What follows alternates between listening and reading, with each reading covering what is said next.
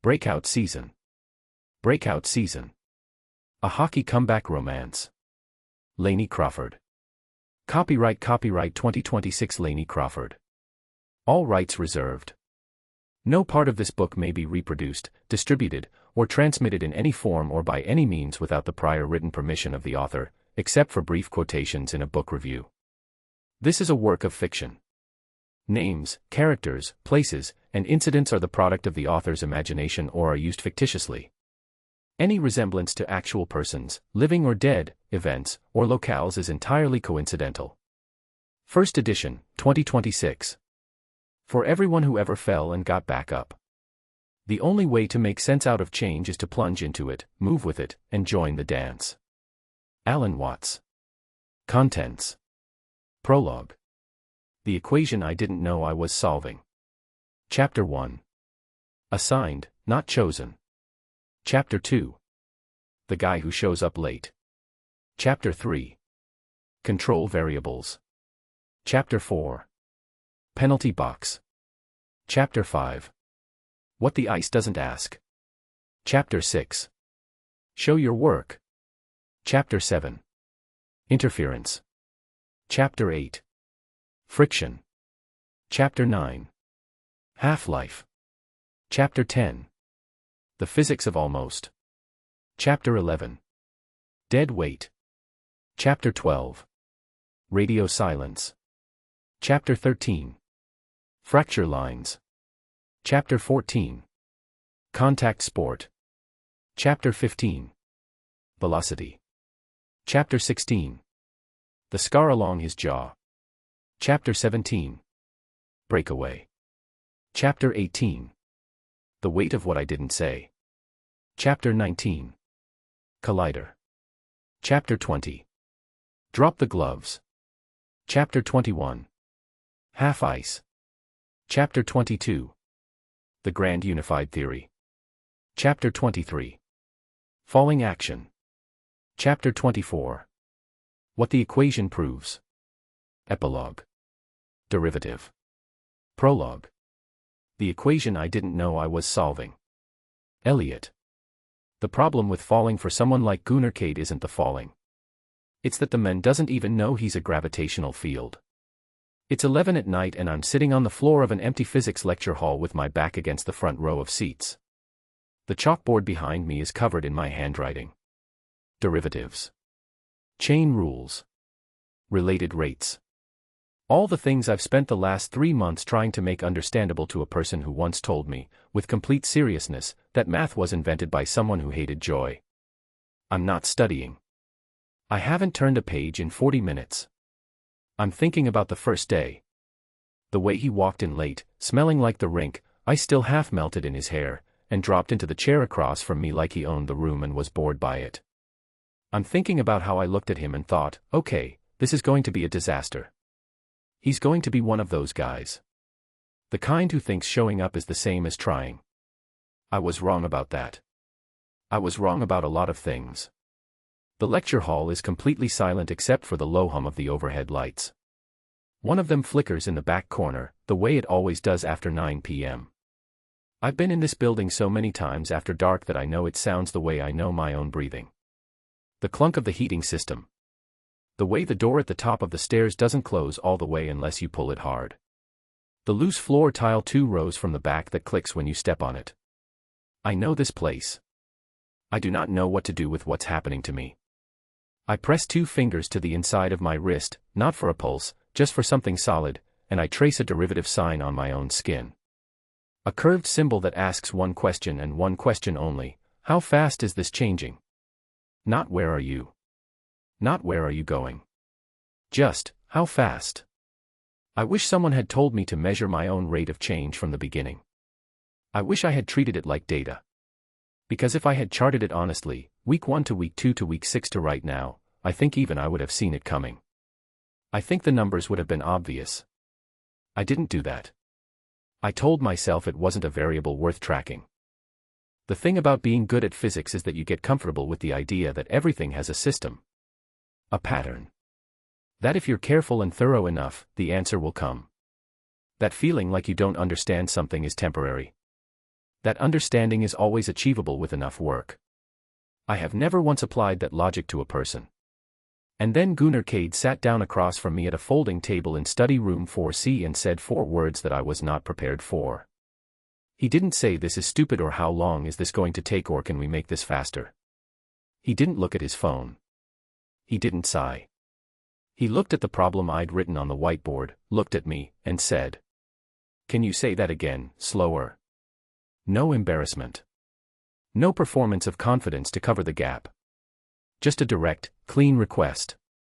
I stared at him for probably 2 full seconds before I said yes. I said it again, slower. He nodded. Asked one follow-up question. Wrote something in his notebook, not the formula. A description of it. In his own words. And I thought, oh, you're not what I thought.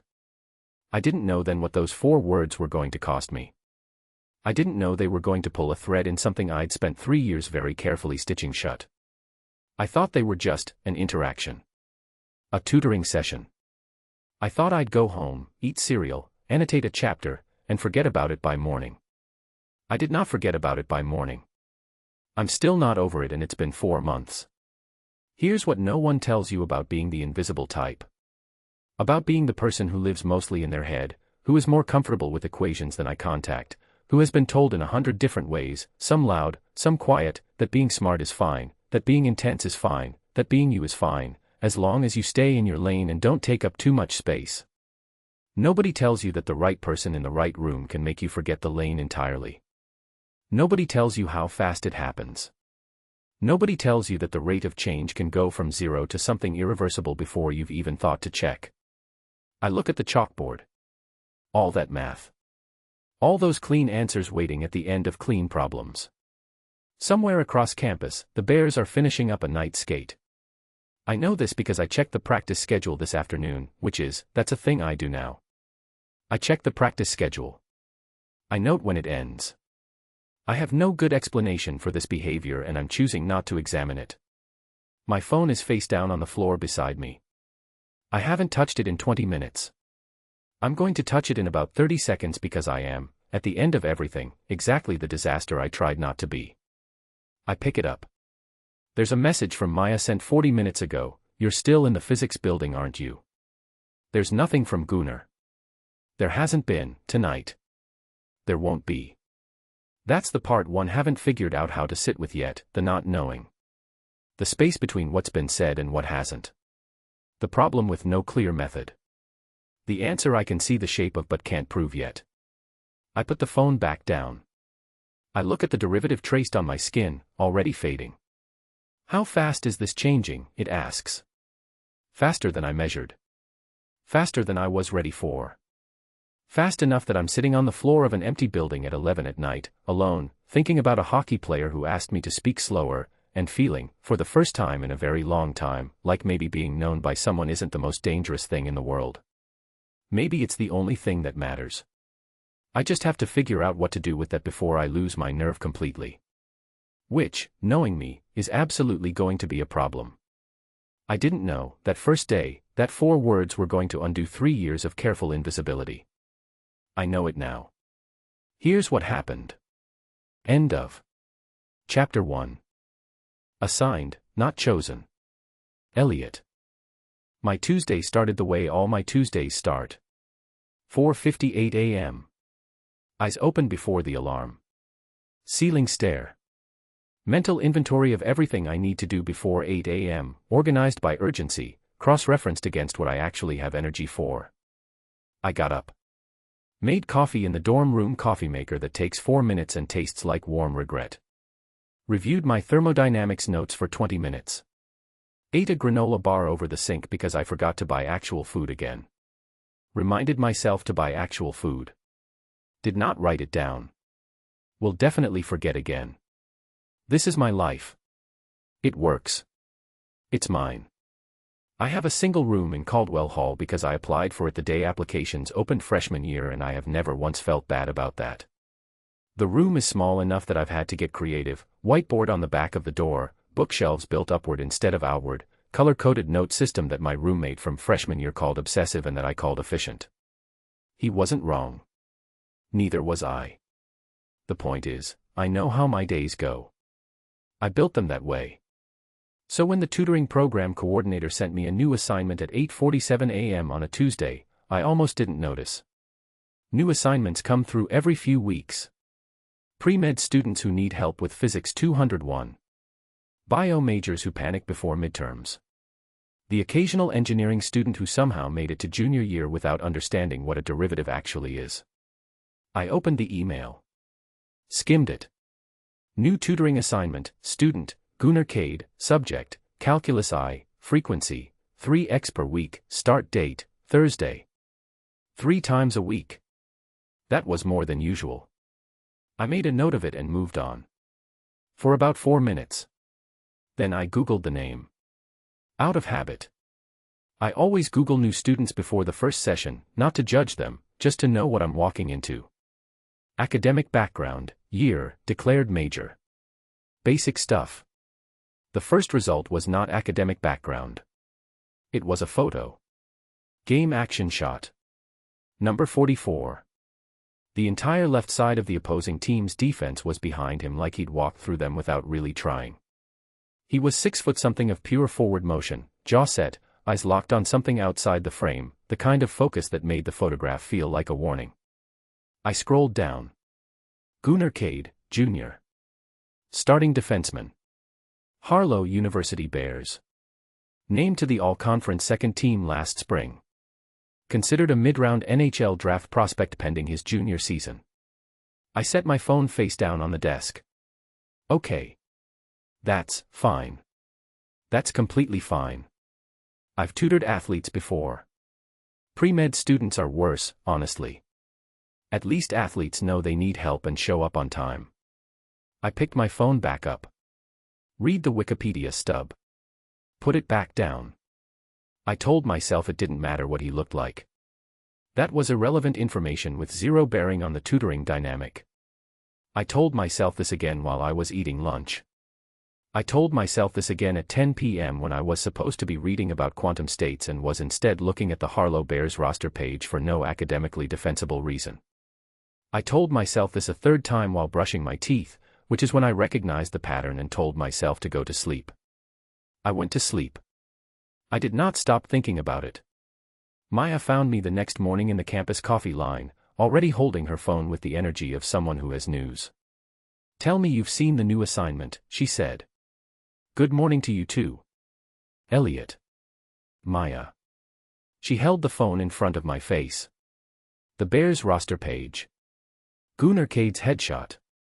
She had somehow already found this, which meant she had checked my tutoring calendar, which she is absolutely not supposed to have access to. I added myself as a secondary contact your first semester, she said, reading my face. You were going to forget every session. We both know this. That was 2 years ago. I haven't missed a session in. Not the point. She lowered the phone. The point is that you have been assigned a Division I defenseman who looks like that, and I want to know your emotional state. My emotional state is fine. You look like you haven't slept. I slept. How many hours? Enough. Elliot.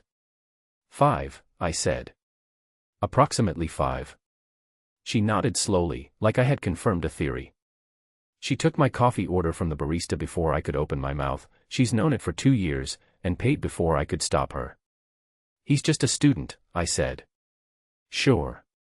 I've tutored athletes before. Completely different situation and we both know why. Maya. I'm not going to make it weird, she said.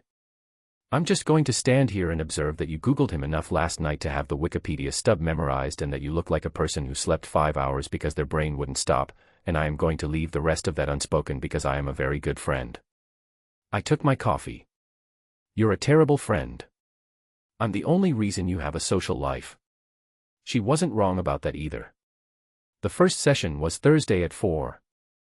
I got to study room 4C at 3:40. This is not unusual. I always get to study rooms early. I like to set up before the student arrives, get a feel for the space, figure out what tools I have to work with. Some rooms have whiteboards. Some have projectors. Some have exactly one dried-out marker and a table that wobbles. 4C had a decent whiteboard, 4 markers in varying states of life, a table that didn't wobble, and no natural light. It was a small room, not cramped, but close. The kind of space where 2 people couldn't avoid being aware of each other. I put my notebook on the table. Set up the whiteboard with the unit we'd be covering, limits, basic derivative rules, the foundational stuff. Drew out a clean problem set. Arranged the markers in order of color, which is not a requirement, I just like it. Then I sat down and waited. 4 o'clock came. Went. 4:03. 4:05. I made a note in the margin of my notebook, arrives late. Not a judgment. Data. At 4:07 the door opened. I didn't look up right away. I was making a small adjustment to the first problem on the whiteboard and I finished the adjustment before I turned around, because I was not going to be the person who swiveled in their chair the moment he walked in. He was bigger in person. That was my first, extremely unhelpful thought. In the game photo he'd looked large the way athletes look large in photos, like the framing made them seem bigger. In person there was no framing. He was just that size. Broad across the shoulders, the kind of tall where you notice it even when someone is standing still. Still in his practice gear, compression layer, team-issued hoodie, hair damp at the edges. He smelled like cold rubber and the kind of clean sweat that comes from actual effort rather than standing near a gym. He looked at the room like he was assessing it. Looked at the whiteboard. Looked at me. I looked back. "You're late," I said. He pulled out the chair across from me. It scraped against the floor, too loud in the small room, and he sat down with the slow, settled weight of someone who didn't rush for anything. "Traffic," he said. "We're on a campus. There's no traffic." Something moved in his expression. Not embarrassment. More like recalibration. Like he'd expected a different kind of pushback and was adjusting to this one. "Construction," he said. "On which road?" "The one by the..." He stopped. "Are we going to do this for a while?" "I don't know," I said. "Are you going to be late again?" He held my gaze for a moment. He had the kind of eyes that were difficult to read, not blank, just controlled. Like whatever was actually going on behind them was his business and he'd decided that a long time ago. "Probably not," he said. "Okay." I turned back to the whiteboard. "My name is Elliot. I've been with the program for 2 years. I've been told I'm thorough, which some people mean as a compliment and some people mean as a warning, and both of them are right. Do you have the course syllabus?" He unzipped his bag and pulled out a binder.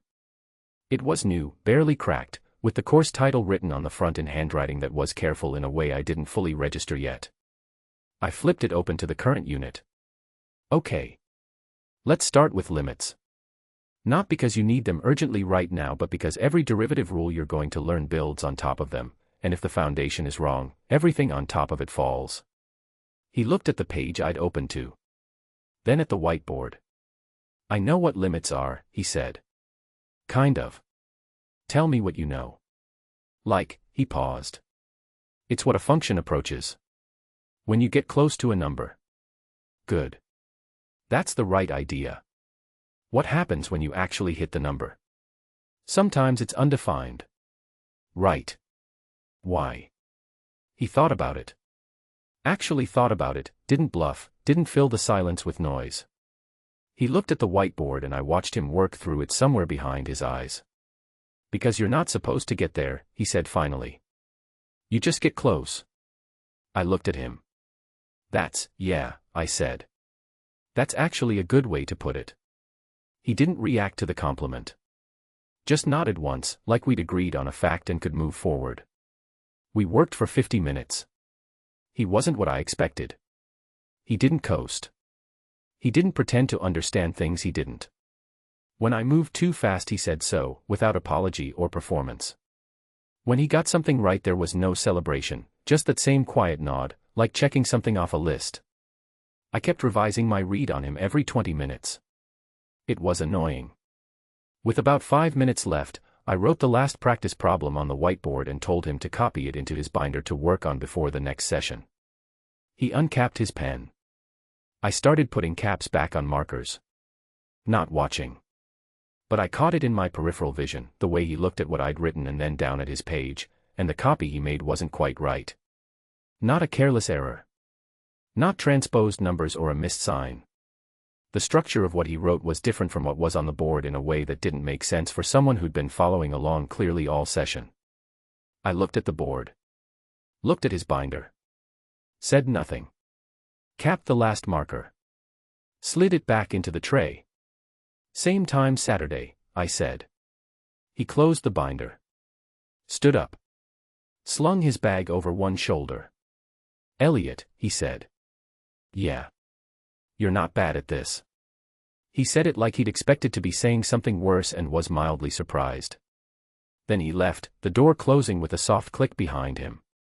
I sat in the empty room for a moment. Looked at the whiteboard. Looked at where his binder had been. Then I opened my notebook and rewrote the practice problem, the way he'd copied it, from memory, and stared at the difference between his version and mine. I didn't know what it meant yet. But I knew it meant something. That night I made flashcards for the next session. Derivatives. Limit rules. The foundational building blocks, cleaned down to their simplest form. Then I sat at my desk and looked at them. I'd made flashcards for students before, it wasn't unusual. But this set was different and I knew it was different and I was not yet ready to think clearly about why. I stacked them. Squared the edges. Put them next to my notebook for Saturday. I told myself, one final time, that this was a normal assignment. That there was nothing unusual about any of this. That I was a tutor and he was a student and the session had gone fine and I was going to sleep now. I looked at the flashcards. Saturday, I thought. Sure. End of. Chapter 2. The guy who shows up late. Gooner. I have 3 rules I live by. Show up. Work hard. Don't let anyone see the parts you're ashamed of. 2 out of 3 isn't bad. I've been doing 2 out of 3 for 21 years. Practice started at 5:30 in the morning. That's not a punishment, that's just Division I hockey. You either make your peace with 4 a.m. alarms or you find a different sport. I made my peace with it somewhere around age 14 and I haven't thought about it since. The ice was good that morning. Sharp and clean, the way it only gets in the first hour before drills tear it up. I hit the first lap hard, the way I always do, not to warm up, but to feel it. The cold on my face. The resistance of the blades cutting in. The specific silence that only exists inside a rink before the noise starts. This is the part of my life that makes sense. All of it. The weight of the pads, the way the stick sits in my hands, the read and react that happens faster than thinking. On the ice I am exactly what I'm supposed to be and I never have to wonder about it. Cade. Soren pulled up beside me on the second lap. He's our captain, 2 inches shorter than me, twice as controlled, the kind of quiet that coaches mistake for easy and teammates know is actually just expensive patience. You look clean today. I'm always clean. You were sloppy Tuesday. Tuesday was Tuesday. What does that mean? It means Tuesday's over. I pushed past him into the drill line. He let me go. That's the thing about Soren, he picks his moments. He wasn't done with the conversation, he was just filing it for later. Brick slammed into the boards beside me at the end of the drill, breathing hard, grinning the way he grins after everything, which is to say like he'd just won something. Good lap, he said. You were 3 seconds behind me. Good lap for me, he said, without missing a beat. Brick's full name is Marcus Brickman and he has been my best friend since freshman orientation when he sat down next to me at the wrong table, realized it was the wrong table, and stayed anyway because, quote, the chicken looked better over here. He is 6'4", plays left wing like a wrecking ball, and has the emotional intelligence of a golden retriever, which I mean as a sincere compliment. He is the least complicated person I know and I need that sometimes. You good? He asked, and the grin dropped slightly. Not gone, just adjusted. Fine. You're doing the thing. What thing? The tight face thing. The thing you do when something's wrong and you don't want to say it's wrong. I pushed off the boards. Drills starting. The thing that was wrong was this: I had gotten the email from my academic advisor the day before. I knew it was coming. I'd been knowing it was coming for 3 weeks, in the way you know a weather system is moving toward you, you can feel it in the air before you can name it. My grade in calculus I was a 51. A 51 is not a passing grade. A 51 is what happens when you spend the first 6 weeks of a semester copying down formulas you can't quite read off a board and hoping something clicks. Nothing had clicked. The email was formal. All the right phrases. Academic eligibility requirements, scholarship conditions, mandatory enrollment in the university tutoring program, failure to comply will result in. I stopped reading at failure to comply. I read the part about the tutoring program again. I closed the email. I opened it again. I closed it. I went to practice and hit the ice harder than I needed to and didn't tell anyone. The thing about my team, about Soren specifically, is that they think they know the full version of me. They know I'm physical. They know I'm focused. They know I can take a hit and give one and skate through pain without changing my face. That's the version I've shown them for 3 years. The version that sits in a calculus class and writes things down wrong is a different version.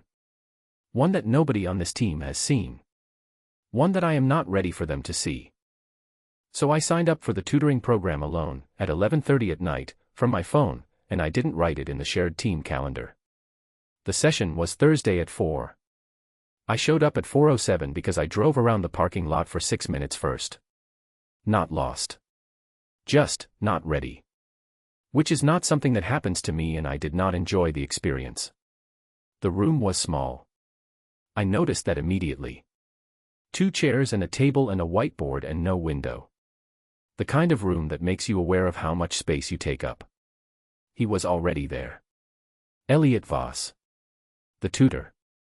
I'd gotten the name from the confirmation email but nothing else, so I walked in expecting the usual, tired, slightly bored grad student with a pile of worksheets. What I got was a guy about my age, slight, dark-haired, wearing a t-shirt with some kind of math joke on it that I didn't fully process, already looking at me with the particular expression of someone doing a very fast assessment. He didn't stand up. Didn't say hi. Didn't do any of the things people usually do when I walk into a room, which runs the range from attention to performance to that particular kind of careful neutrality that's also a performance. He said, "You're late." I pulled out the chair. It scraped. I sat down. Traffic. We're on a campus. There's no traffic. I looked at him. He was looking at the whiteboard like we'd already moved past the part of the conversation that involved my lateness. "Construction," I said. "On which road?" And then he just waited. No irritation. No smile. Just the flat patience of someone who has heard worse and isn't interested in performing offense at mine. I almost left. Not because of him, because of the room. Because of the whiteboard already covered in things I was going to have to understand. Because of the feeling I always get in academic spaces, the low-level dread that has lived in my chest since 3rd grade, when Mrs. Callahan asked me to read aloud and the words kept rearranging themselves and I kept starting over and the class kept getting quieter in that specific way that is worse than noise. I didn't leave. I said, "Are we going to do this for a while?" He said, "I don't know." "Are you going to be late again?" "Probably not." "Okay." He turned back to the whiteboard. And then he told me his name and how long he'd been doing this and that he was thorough and both ways of saying that were correct. Then he asked if I had the syllabus. I did. I'd printed it that morning and put it in a new binder because I figured I should at least show up looking like I had it together. I handed it over. He flipped through it. Looked at the current unit. Nodded like it confirmed something. "Limits first," he said. "Not because you need them today but because they're under everything else. If the base is wrong, everything you build on top falls." I looked at the whiteboard. "I know what limits are," I said. "Kind of." And instead of smiling the way people smile when someone says kind of, that small, indulgent smile that means sure you do, he said, "Tell me what you know." I told him. He listened. Not in the way teachers listen, which is mostly waiting for the wrong part. He actually listened, and when I finished he said the thing I'd said was a good way to put it, flat and matter of fact, like it was just true and he was reporting it. I recalibrated. He was fast. Not showy fast, just efficient. He didn't repeat himself when he didn't need to, didn't over-explain, moved forward when I followed and pulled back when I didn't without making it a thing either way. By 20 minutes in I had stopped bracing for the moment it would go wrong and started actually working. That hadn't happened in an academic setting since. I tried to remember. I couldn't remember. 50 minutes in, he wrote the last practice problem on the whiteboard and told me to copy it down. I opened the binder. Uncapped the pen. I looked at what he'd written.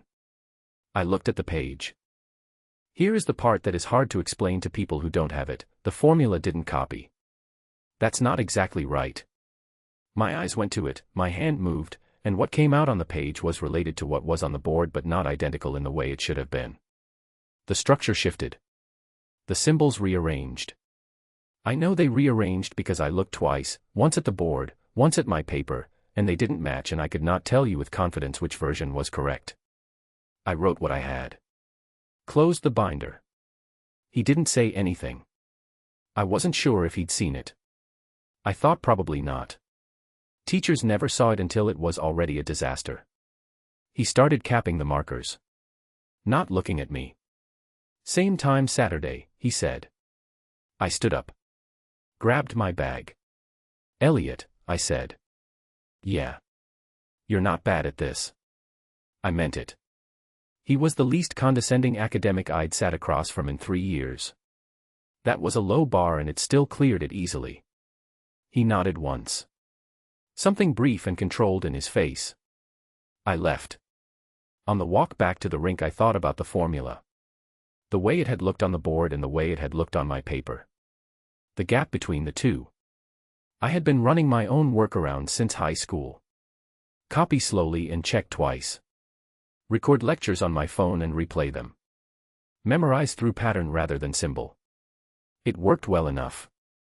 It always worked well enough. But well enough in a calculus class with eligibility on the line was not the same math it was everywhere else. I pushed the rink door open. The cold hit my face. Brick looked up from where he was retaping his stick at the bench. How was it, he said. How was what? The thing. After practice. He looked at me calmly. Brick always looks calm. It's either his best feature or his most dangerous one depending on the day. Fine, I said. You look like it wasn't fine. I look like I'm going to practice. You went somewhere today after Reeves let us go. You didn't say where. He kept taping. Smooth, even raps. I'm not asking what. I'm asking if you're good. I pulled my helmet off the hook. I'm good, I said. He nodded. Okay. He wasn't going to push. That's the other thing about Brick, he knows when something is mine to carry and he lets me carry it. He just wanted to flag that he saw it. I laced up. Hit the ice. The formula was still sitting wrong in my head, the difference between what was on the board and what I'd written down. The gap I'd been papering over for years, showing up again in a small room with bad lighting and a guy who didn't miss much. I skated the lap hard. Checked in with myself the way Coach Ritter had taught us to before a game. What do you need? What's the threat? What do you control? What I needed, to pass calculus. The threat, everything I hadn't told anyone. What I controlled, showing up on Saturday. Not early. I don't do early for things that make me feel like this. But showing up. That I could do. End of. Chapter 3. Control variables. Elliot. I don't gossip. I want to be clear about that. I'm not the kind of person who processes things out loud. I don't call people after experiences and narrate them. I think, I analyze, I reach conclusions internally, and then I move on. This is what I told myself at 8 a.m. Friday when I texted Maya, "Are you free this morning?" She replied in 4 seconds, "Depends." Is this about the hockey player? I put my phone face down. Picked it up. Typed, "It's about the session."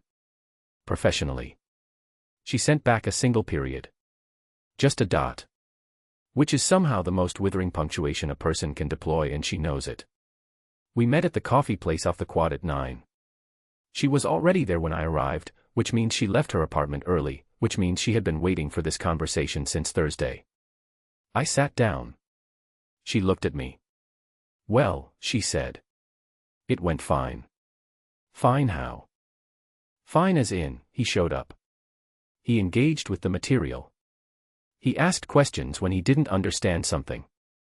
Maya wrapped both hands around her cup.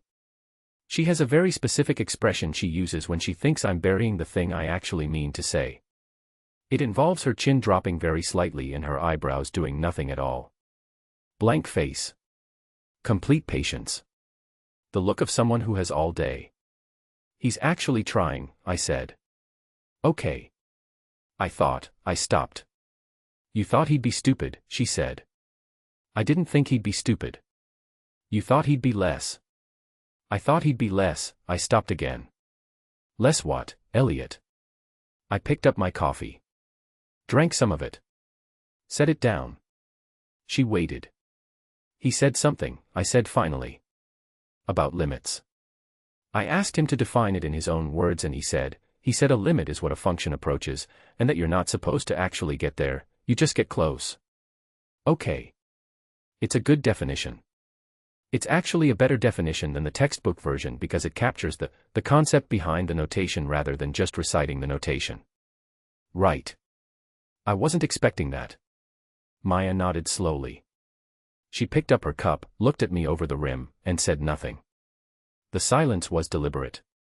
She was giving me room to finish a thought I hadn't started. He's not what I expected, I said. No, she agreed. That's all. That's the whole report. Is it? Yes. Elliot, she said. You texted me at 8 in the morning. On a Friday. You never text before 10 on Fridays.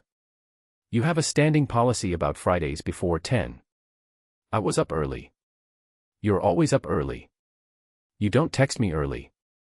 She set her cup down. You texted me because something happened and it's sitting in your chest and you needed to say it to someone before it got too heavy to carry quietly. I looked out the window. That's not. You thought he'd be less, she said again. Gentle this time. Not pushing. Just leaving it there.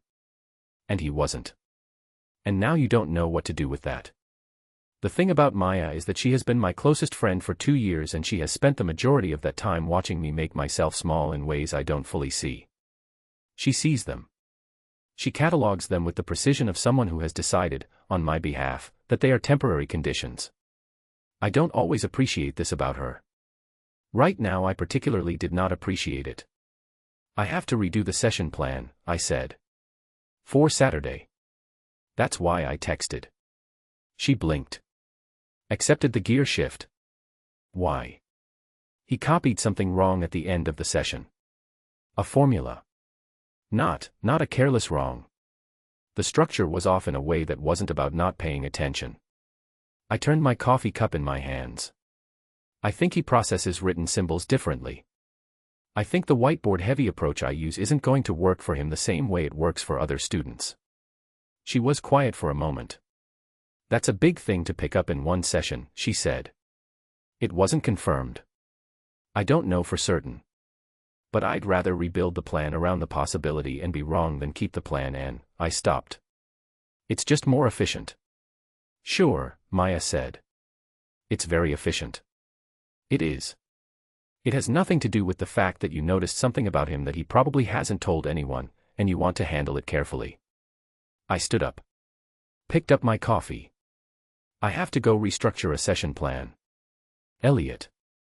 Thank you for the coffee. I didn't pay yet.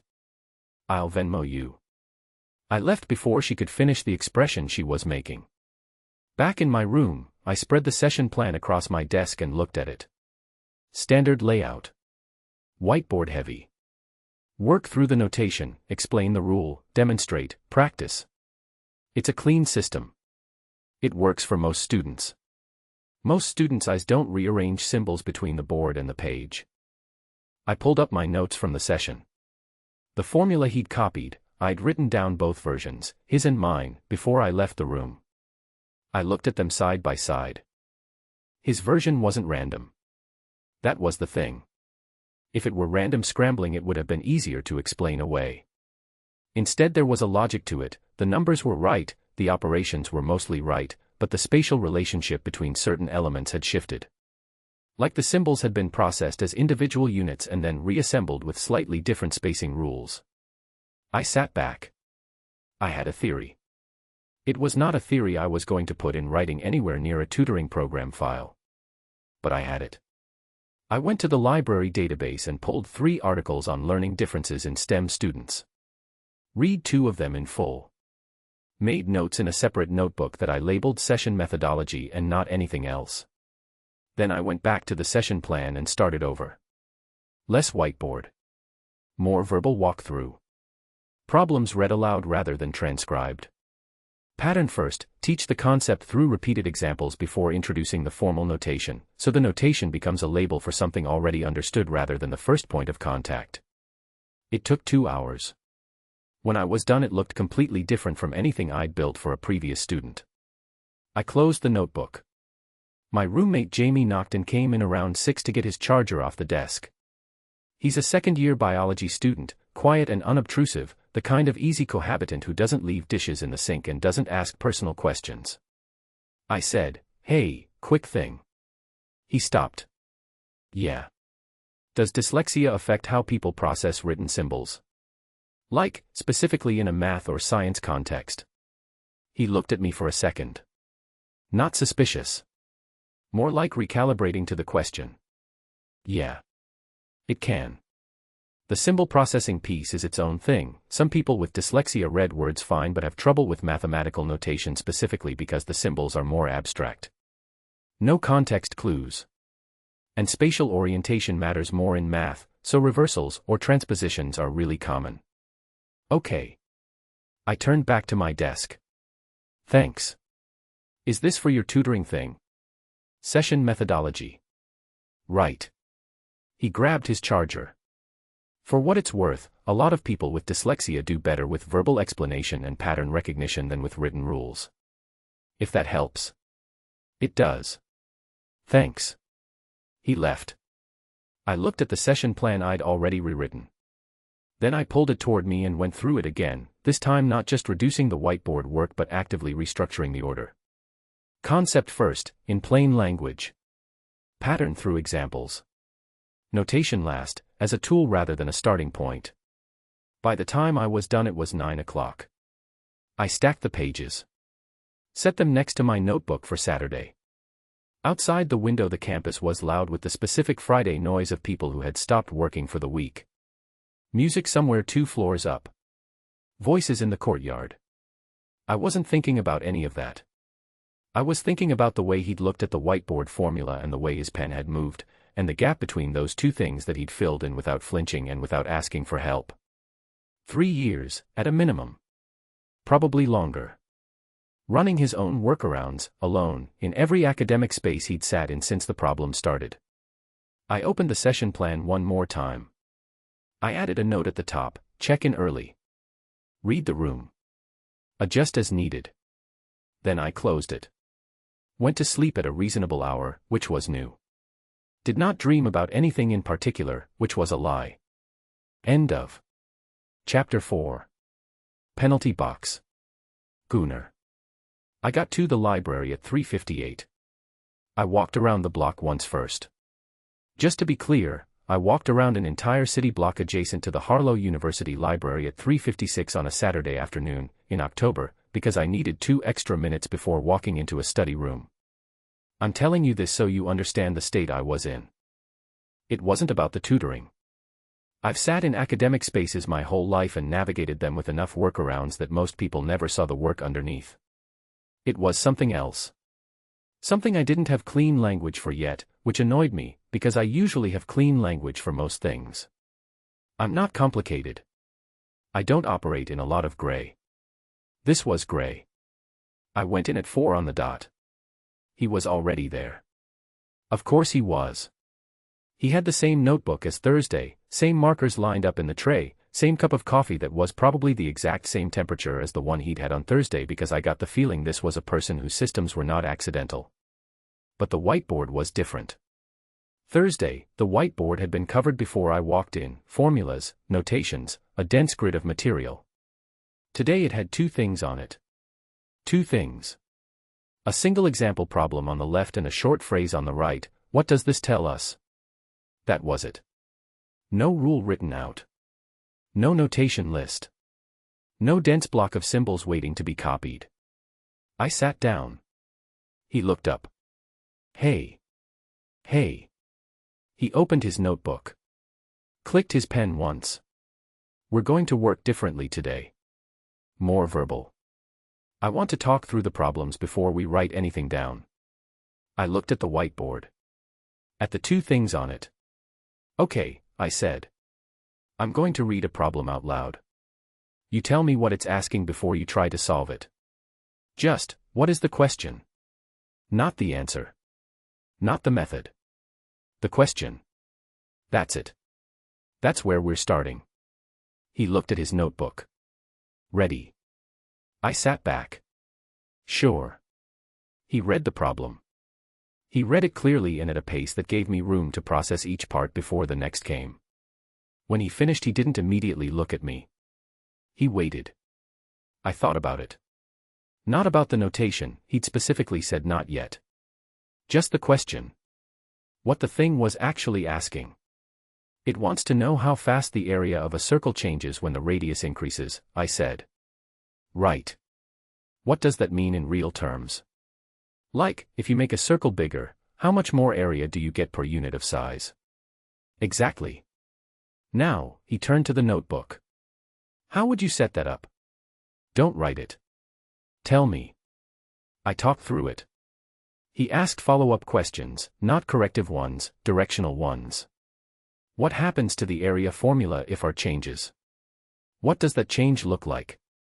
Questions that pushed me deeper into the concept without requiring me to copy anything from a board. 20 minutes in, I had worked through two problems entirely verbally. Not a single thing written except my own notes in the margins of my binder, words, not formulas. And I understood them. Not well enough understood. Actually understood. The kind where I could feel the shape of the logic rather than just the surface of it. I looked at him. He was writing something in his notebook. Not looking up. You changed the whole approach, I said. I adjusted the method. Still not looking up. From Thursday. The method from Thursday wasn't optimized for how you work. He said it like it was a simple operational observation. The way you'd say I adjusted the recipe because the oven runs hot. No weight on it. No, I did you a favor. Just, this thing needed adjusting, I adjusted it, we moved on. I looked at the whiteboard. At the two sparse lines on it. No one had ever done that before. Not one teacher. Not one coach. Not one academic advisor in 4 years of high school and 3 years of college who had watched me struggle through written material and thought, maybe the method is wrong. They'd all thought the same thing: try harder, focus more, spend more time. The problem was effort. The problem was attention. The problem was me. Not a single one of them had ever sat down the day after and rebuilt the approach.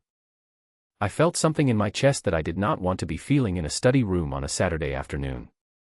Something that sat somewhere between gratitude and the specific kind of anger that comes from understanding, too late, how long something has been wrong. I looked back at my binder. Let's keep going, I said. We got through 2 full problem sets. The second one I worked almost entirely on my own, Elliot reading the prompts out loud, me talking through my thinking, only writing once the logic was already solid in my head. When I wrote it down, it came out right.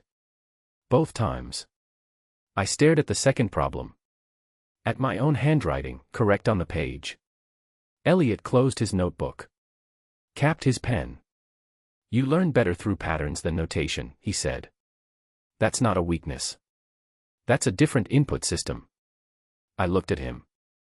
Are you calling my brain a computer? I'm calling your brain well adapted. He picked up his coffee.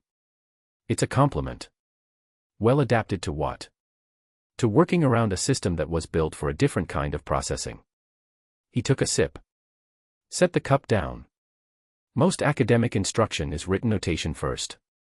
Symbol, then meaning. You work better meaning first.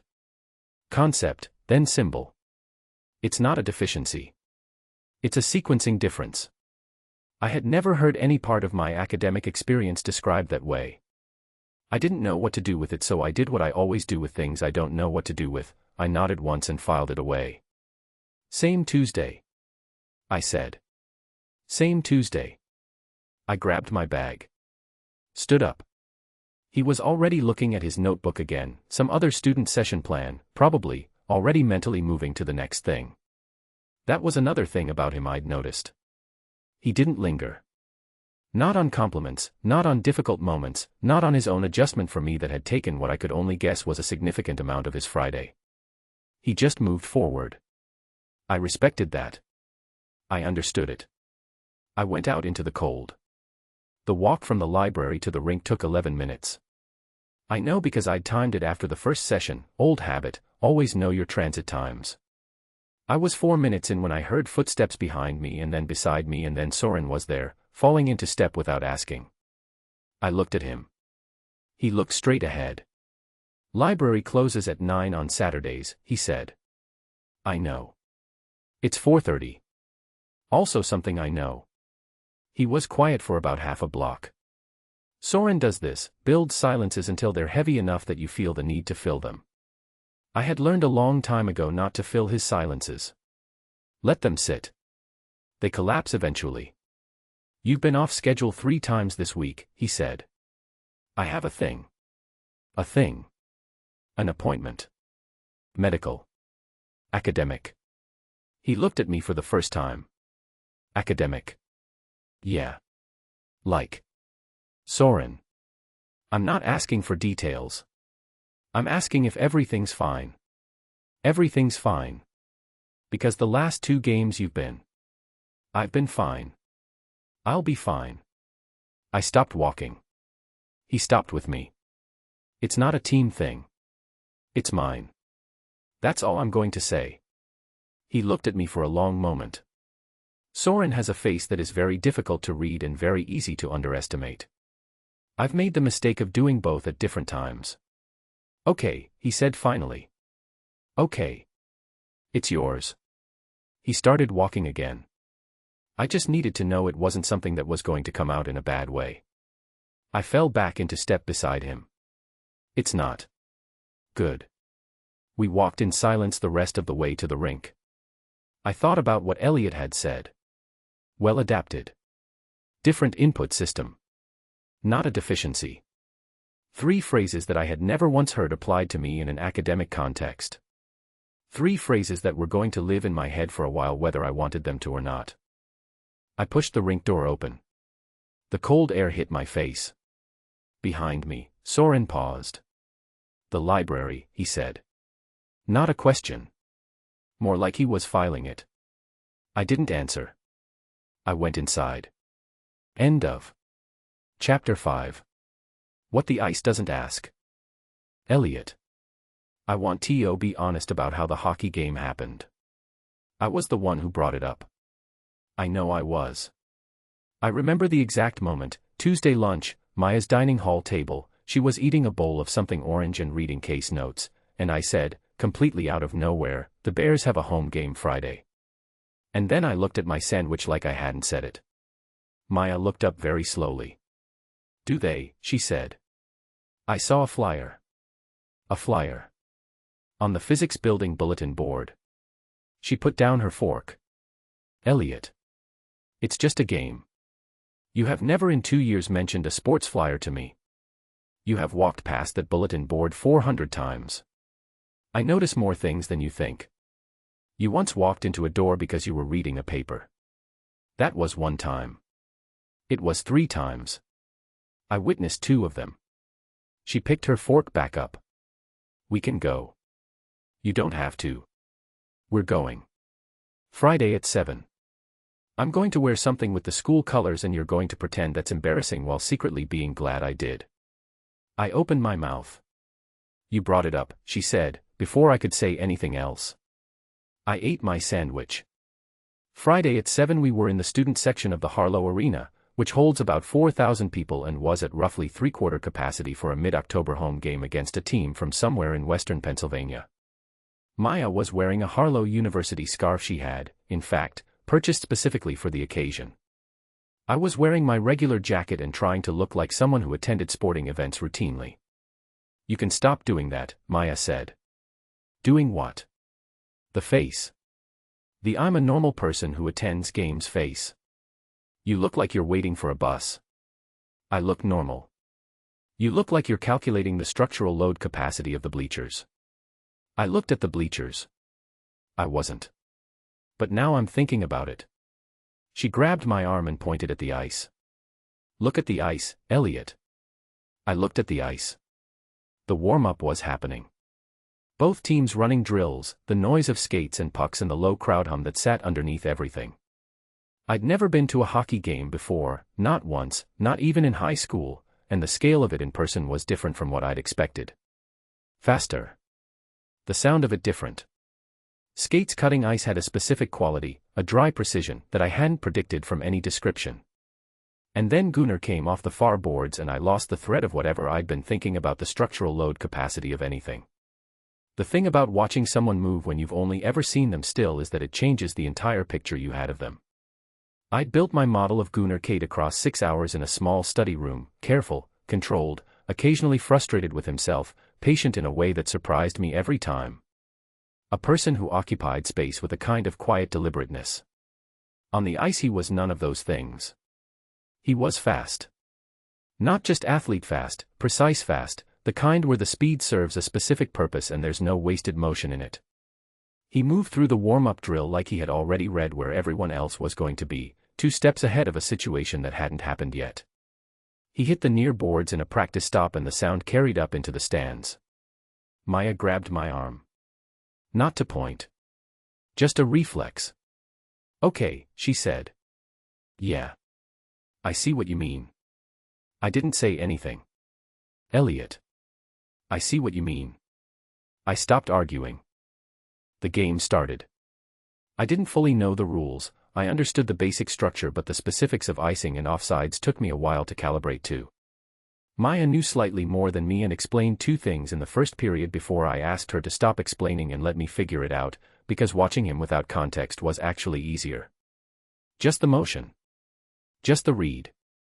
He played defense, which I knew in the abstract but understood differently now. His job was not to score. His job was to read the play coming toward him and decide what it was going to become. He did this constantly, not just when the puck was near him but always, scanning, recalculating, repositioning. The same thing I'd watched him do with a calculus problem but at a speed that made the study room version look like slow motion. There was a moment in the second period. The opposing team had a 2-on-1 break, 2 forwards coming fast, 1 defenseman back, which I gathered from the crowd noise was not a good situation. Gunnar was the one defenseman. He angled toward the puck carrier and at the last possible second pulled back and cut off the pass instead of the shot, the opposing player's stick hitting empty air, and Brick swept in and cleared it up the ice. The crowd went up. Maya grabbed my arm again. Did you see that? She said. I had seen it. I was still seeing it, in the way that things that are unexpected and perfect leave a residue. The decision he'd made was in the space between one moment and the next, there was no time to calculate it. He just knew. He doesn't look like a person who struggles with anything. The thought came fully formed. It sat there. I looked at it. I thought about Tuesday's session. The way he'd talked through a related rates problem in plain language and hit the concept exactly, but pulled back from the notation like it was a different language than the one the concept lived in. The patience he'd had with himself in the parts that were hard, not performing ease, not collapsing under the difficulty, just working. The thought was wrong. He struggled. He was struggling right now, in a way nobody in this arena knew about. And he was showing up to 3 sessions a week and not telling his teammates and walking into a room that clearly made him uncomfortable and doing it anyway. The things we look like and the things we are almost never the same. I knew that better than most people. I still made the mistake. The Bears won 3-1. The student section got loud in the last 3 minutes in the way crowds get loud when the outcome is already settled and the noise is celebration rather than tension. People stood. Maya stood. I stood. The team did a lap. Helmets off, sticks raised. I watched the ritual of it, teammates colliding, Brick doing something with his stick that made the section behind us scream, Soren standing with his arms out in a gesture that looked like finally. Gunnar skated the arc slower than the others. He was smiling, a real one, not the controlled expression from the study room. It moved differently. Took up more of his face. I filed this information against my will. The crowd started moving toward the exits. I followed Maya into the flow and we were about a third of the way out when I heard something in the crowd shift, a gap, someone stopping. I looked back. Gunnar was at the boards. Still in full gear, stick in his hand. Looking in my direction. He looked surprised. Then something passed through his expression that I couldn't name from this distance, couldn't name maybe from any distance, but it changed the line of his shoulders by a fraction and his chin came up and he raised it toward me. A single acknowledgement. Unperformed and direct. I raised my hand. Small wave. Fingers only. He held it for one more second. Then a teammate got to him and the moment ended and he was absorbed back into the noise. Maya had not moved. I looked at her. She was staring at the spot where he'd been. "Tell me everything," she said, and took my arm. "There's nothing to tell. Elliot." We pushed through the exit door into the cold. "There's nothing I'm willing to tell," I said. She pulled her scarf tighter. The crowd noise dropped behind us as the door closed. We walked across the parking lot in the dark and she didn't push and I didn't explain and the cold air felt very clean after the heat of the arena.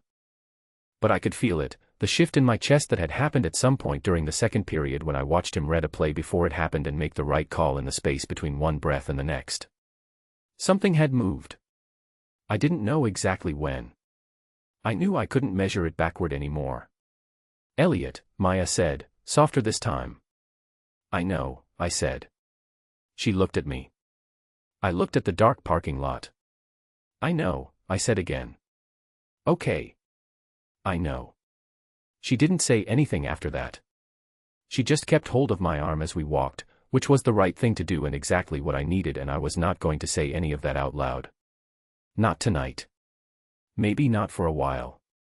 End of Chapter 6. Show your work. Gunnar. I almost didn't ask. I had the question in my head for about 20 minutes before I said it out loud. We'd finished the problem set early, a first, and there were still 15 minutes left in the session and the room had gone quiet in a way that wasn't uncomfortable, just still. Elliot was making a note in his notebook. I was looking at my completed work, which still had the slightly unreal quality it always had when things went right. And then I said it. "How do you do it?" He looked up. "Do what?" "Just know things. Walk around knowing things." I leaned back in my chair. "Not feel stupid." He looked at me for a moment. Not like it was a strange question. More like he was deciding how much of a real answer to give. "I feel stupid constantly," he said. "You don't act like it. I have a higher tolerance for it than most people." He capped his pen. "I spent a long time being wrong about things in front of people and not dying from it. After a while you stop treating the feeling like a warning." I looked at him. "That's not what I expected you to say." "What did you expect?" "I don't know. Something about studying more." The corner of his mouth moved. Not quite a smile. "Studying more helps with information. It doesn't help with the feeling." He set his pen down flat on the notebook. "The feeling is separate. You have to make a decision about the feeling." "What decision?" "Whether it's data or whether it's a verdict." He looked at the whiteboard. "Feeling stupid means you've hit the edge of what you currently know. That's data. It tells you where to work. If you treat it like a verdict, like it's telling you something permanent about you, then it just becomes a reason to stop." I sat with that. I had never once heard anyone separate those two things. Every academic space I'd ever been in had treated them as the same. You struggle, therefore something is wrong with you, therefore you should feel the weight of that every time you sit down. Coaches are like that, I said. They treat every mistake like a character verdict. Your coaches did that. Most of them. I turned my pen over in my hand. Coming up through youth hockey, my whole job was to be big and mean. Hit hard, take up space, protect the crease. The smart part of the game, the read and react piece, the strategy, that wasn't supposed to be my department. I was the weapon. Weapons don't think, they just go. He was quiet. Not filling the silence.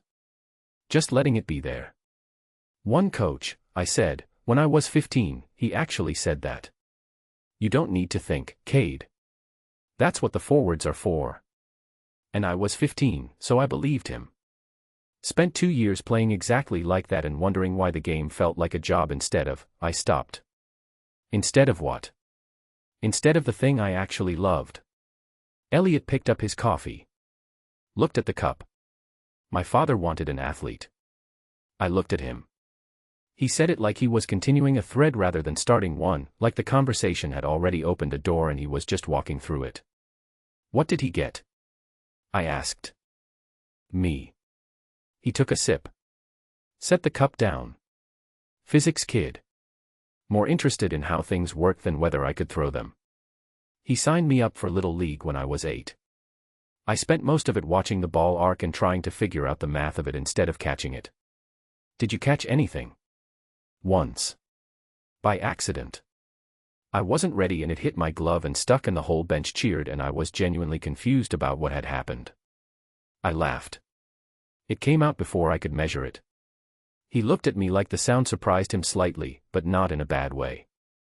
He gave up on the sports thing when I was 12, he said. I asked if I could build a trebuchet instead of going to soccer camp. A what? Trebuchet. Medieval siege weapon. Uses a counterweight to launch projectiles. He said it the way some people say obviously. I built a small one in the backyard first as a proof of concept, then spent the summer building the real version. I stared at him. You built a trebuchet. In the backyard, yes. How big? About 10 feet. The arm was 6 feet of hardwood. The counterweight was a bucket of sand and concrete. What did you launch? Started with water balloons. Then rocks. Then my neighbor's kid suggested a pumpkin and I didn't see a reason not to. How far? 200 feet, he said. Approximately. I paced it out. I looked at him. That is, I said, the coolest thing anyone has ever told me. He laughed. It was sudden, not a polite laugh, not a controlled one. A real one. Short and unguarded, the kind that escapes before you've decided to let it out. And then he seemed to notice it, the way it had come out without his permission, and something shifted in his face. Not embarrassment. More like surprise. Like he'd forgotten for a second that he could make a sound like that and the reminder caught him off guard. He looked at his notebook. I looked at mine. The room was quiet again. Different quiet from before. The kind that means something happened and both people know it and neither person is going to be the one to name it first. Your father, I said. After the trebuchet. Did he come around? Partially. He turned a page in his notebook without reading it. He stopped pushing the sports thing. He didn't fully get the physics thing. But he showed up to my science fair presentation freshman year of high school and stood in the right place and looked at my project for the right amount of time, and that was something. Yeah, I said. That's something. Yours. He coached my first team, I said. When I was 6. He knows the game better than anyone I've ever met. He can read a play before it starts, call out what's going to happen, be right 90% of the time. I paused. He just applied all of that to me and decided the read was, Gunnar hits things, that's his value, that's all of it. And then he stuck with that read for 15 years. Does he come to games? Every home game. Front row. And he knows I'm good. He's proud of that. The rest of me, I stopped. Looked at the table. The rest of me is mostly, not something we talk about. Elliot nodded once. He didn't say I'm sorry or that's rough or any of the things people say to fill space when something honest has been put on the table. He just nodded like I'd given him a fact and he'd received it, and we were both still here, and that was enough. I looked at the clock on the wall. 4:22. The session had ended at 4. I looked at Elliot. He looked at the clock. Looked back at his notebook. We went over, he said. Yeah. Neither of us moved. I have a session log to fill in, he said. Like that was a reason to leave. Like he was reminding himself. Right. I didn't close my binder. The trebuchet was a functional demonstration of rotational kinetic energy, right? Counterweight converting potential energy to projectile motion, yes. He picked up his pen. The efficiency depends on the arm ratio and the mass differential between the projectile and the counterweight. The longer the throwing arm relative to the short arm, the greater the mechanical advantage. Did you calculate all of that before you built it? After the first version failed, yes. He was writing something now, but slowly, like the pen was moving on its own. The pumpkin version required 3 redesigns. You crashed a medieval siege weapon 3 times. The counterweight geometry was wrong the first 2 times. The third version was correct. How old were you? 12. I shook my head.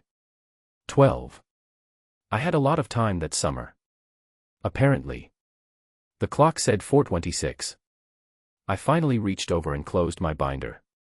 He capped his pen. Closed the notebook. We both stood up at the same time, which felt awkward for about 1 second and then didn't. Tuesday, he said. Tuesday. He started collecting the markers from the tray. I picked up my bag. Elliot, I said. Yeah. I almost said something real. I could feel the edge of it, something about how this was the first time in 3 years a room with a whiteboard in it had felt like a place I wanted to stay.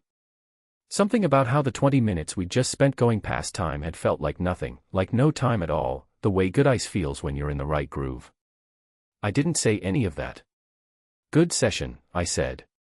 He looked up from the marker tray. Something quiet and careful in his face.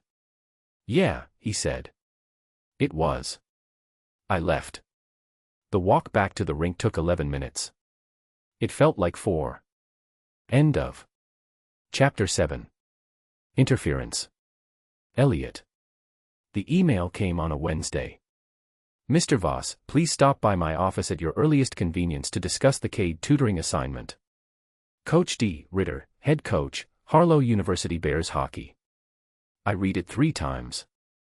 I'd never received an email from a coach before. Not once in 2 years with the tutoring program. Academic staff, yes. Advisors, occasionally. The program coordinator when scheduling changed. But a coach going directly to a tutor was not a normal channel. That channel didn't exist for a reason. I went at 2 o'clock because earliest convenience from someone like Ritter almost certainly meant today. His office was in the athletics building, down a hallway lined with framed photos of past Bears teams going back to what looked like the early 90s. Trophies in a case near the entrance. The carpet was the school's blue and white and had the Bears logo woven into it at intervals, which I thought was a lot. His assistant waved me through without asking my name. The office itself was larger than I expected. A big desk, the kind that's meant to tell you something about the person behind it. Ritter was already standing when I came in, which was a choice. Standing meant I'd come to him, not that we were sitting down as equals. He was in his mid-50s, built like someone who had played the sport himself and kept the weight of it long after. Silver at the temples. Eyes that were doing a thorough assessment of me and not being subtle about it. Elliot Voss, he said. Not a question. Yes. Sit down. I sat. He stayed standing for a moment, then came around the desk and leaned against the front of it.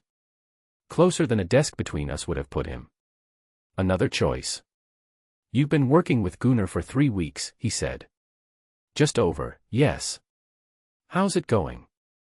It's going well. He's engaged with the material and making progress. He nodded. Looked at me like that answer was fine but not what he'd asked. The program sends reports to the academic support office every 2 weeks. That's standard procedure. What's in those reports? I looked at him. Session attendance, material covered, assessment of progress. Nothing beyond what the program requires. And what about your observations? He crossed his arms. Methodology. Adjustments you make.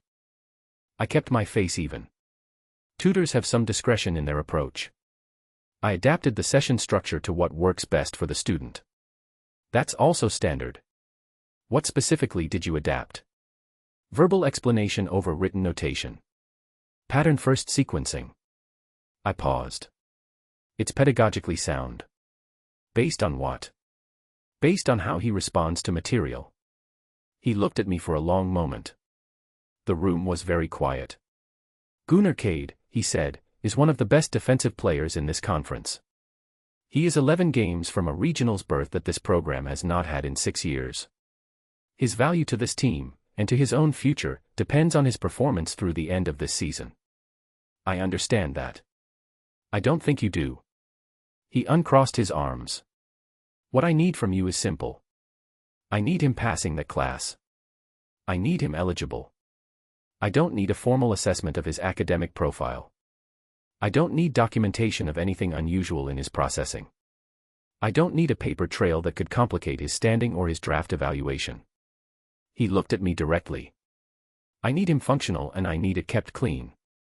Can you do that? I sat with what he'd just said. He'd been careful. Nothing he'd said was technically a directive to do something wrong. It was all implication, all pressure applied in the spaces between words. Keep it between us. Don't document. Don't make it formal. Don't protect him on paper. Just keep him playing. The academic support program has protocols, I said. My reports go through the coordinator. I don't have the ability to. Your reports say what you put in them, he said. You seem like a smart kid, Voss. I think you know how to keep a session report clean. I looked at the desk. The carpet. The photo of the Bears' last conference title on the wall behind him. I'll make sure he's prepared for the midterm, I said. Ritter nodded. Straightened up. Good. That's all. I stood. Picked up my bag. At the door I stopped. I don't know why I stopped. Some part of me that wasn't smart about self-preservation. The adjustments I made to the session structure, I said. They're working. His comprehension is significantly better than week 1. Whatever you think I'm documenting, or not documenting, the approach is right for him. Ritter looked at me. Good, he said again. Lower this time. Final. I left. I walked out of the athletics building and kept walking until I was across the quad and on the far side of the science block, where there was a bench that nobody used because it faced the utility building and not the lawn. I sat on it. The air was cold. November was coming in around the edges of October now, that particular cold that doesn't announce itself, just settles in while you're not looking. I thought about what Ritter had said. What he'd meant was simple, translated out of the careful non-language he'd used. I know something is wrong with Gunnar academically. I don't want it named. Don't name it. Don't create a record of it. If anything goes wrong later, a complaint, a failed class, an investigation into eligibility, you will have been the one who didn't follow protocol, not me. He had given himself cover. He had offered me nothing. And the worst part, the part one kept turning over, was that he was right that I had information I hadn't formally reported. I had noticed what I'd noticed in the first session and I had restructured my approach and I had not written in any session report, student may have an undiagnosed processing difference that affects symbol reading in math. I hadn't written it because it wasn't my place to diagnose, because writing it without Gunnar's knowledge felt like a violation, because I'd wanted to handle it carefully. And now Ritter was using that careful handling as leverage. My phone buzzed. Maya, you eat yet? I typed back, later. She sent a question mark. I put the phone in my pocket. Here is what I knew, Gunnar deserved to have his learning difference formally recognized. Formal recognition meant formal support, extended test time, alternative formats, resources he had never had access to. It meant the difference between fighting through every academic obstacle alone and having actual tools. Here is what I also knew, none of that happened without Gunnar's consent. I couldn't formally document something about him that he hadn't chosen to disclose. That was his information. His call. Ritter was counting on exactly that, on my not being willing to blow past Gunnar's privacy to clear my own position. He was right. I sat with it for another 5 minutes. Then I stood up, shouldered my bag, and walked to the library. I had a session plan to prep for Thursday. I would tell Gunnar eventually. When the time was right. When I understood better how to say it in a way that didn't feel like I was taking something from him. That was what I told myself. I believed it, mostly. The part one didn't let myself look it directly. I was protecting him from a conversation he hadn't asked me to protect him from. That was its own kind of problem. I knew that. I went to the library anyway. I prepared the session anyway. I told myself I'd figure out the rest later, which is what you say when you know the rest is going to be harder than the part you've already done. I was right about that, as it turned out. I was right about that in ways I wasn't ready for yet. End of Chapter 8. Friction. Gunnar. I'll tell you exactly what kind of week it was. Monday, film session at 6 a.m., dryland training at 8, 2 classes, a quiz I didn't feel good about, and Soren making comments about team focus at dinner that were aimed at nobody in particular in the specific way that meant they were aimed at me. Tuesday, practice ran long. I took an elbow to the jaw in a physical drill, the bruise came up fast and purple and Brick said it looked distinguished, which was not the word I would have chosen. Then a 3-hour tutoring session where I got through the material but left feeling wrung out in a way I couldn't name. Wednesday, mandatory team meeting about regionals positioning. Ritter went through the bracket on a whiteboard for 90 minutes. I spent most of it trying not to think about the quiz I'd gotten back, 61. A 61 with 3 weeks of sessions behind me, which was passing, technically, which should have felt like progress. It did not feel like progress. It felt like running as hard as I could to stay in the same place. Thursday morning I woke up at 4 a.m. and couldn't go back to sleep. I lay in the dark for an hour and thought about the math of it. The midterm was in 8 days. The midterm was 30% of the grade. A 61 average going in required a significant midterm score to keep me above the eligibility line. Significant meant not just understanding the material but executing under test conditions, which was its own separate problem. Timed tests and written notation and no one to read a problem out loud. At 5 am I got up and went to the rink. I skated alone for 40 minutes. Nobody else was in the building. Just the ice and the lights and the sound of my blades, which is usually the thing that resets everything. It didn't reset anything. I went to practice at 5:30. I was flat and I knew I was flat. Ritter noticed immediately. His eyes found me in the first drill and stayed there longer than they needed to, which is coach language for "we'll talk about this." We didn't talk about it. He just moved through practice with the particular silence that was worse than criticism, the silence that meant he was logging it. By the time Thursday's tutoring session came around I was running at about 40% of normal and all 40% of it was sharp. I was on time. That was the one thing I managed. I walked in and sat down and didn't say anything. Elliot was at the whiteboard writing out the first problem and he glanced back when I came in, clocked whatever was on my face, and turned back to the board without commenting on it. We started. It went wrong immediately. Not because the material was harder, it wasn't. We'd been building toward this set all week and I knew the concepts. It went wrong because my head was loud and the loudness was eating every piece of working space I had. I'd look at a problem Elliot read aloud and the shape of it would start to form and then the noise, the midterm, the quiz, Ritter's face in practice, the eligibility number, would cut across it and I'd lose the thread. Third problem. I talked through the setup wrong.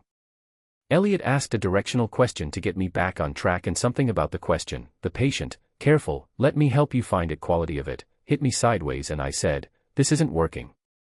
He stopped. The method, I said. It's not, I pushed back from the table. I'm not getting it today. Okay. He set down the marker. Tell me what's not connecting. I don't know. All of it. I looked at the problem. Maybe I need a different approach. A different tutor. Someone who. Gunnar. I'm just saying maybe this specific setup isn't. Gunnar. His voice was even. Not hard, not soft. Just flat and clear in a way that cut through the noise. You can ask for a different tutor. That's your right. The program allows it, no questions asked. I looked at him. But you and I both know, he said, that's not why you're angry. The room was quiet. He was right and I hated that he was right and I hated that he'd said it directly instead of tiptoeing around it the way most people would have. I didn't answer. He didn't push. He just went to the whiteboard, erased what was there, and wrote a single line. Not a problem.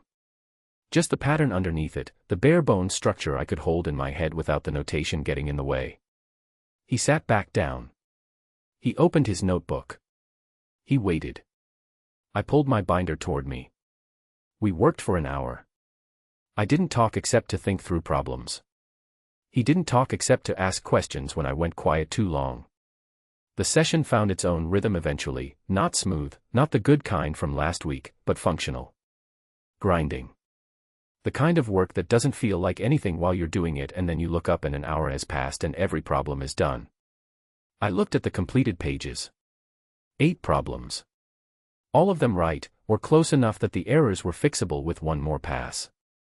8 problems in a session I'd walked into wanting to leave. I sat back. Elliot, I said. Yeah. I'm sorry for before. I said it to the binder. Then made myself look up. The thing I said. About a different tutor.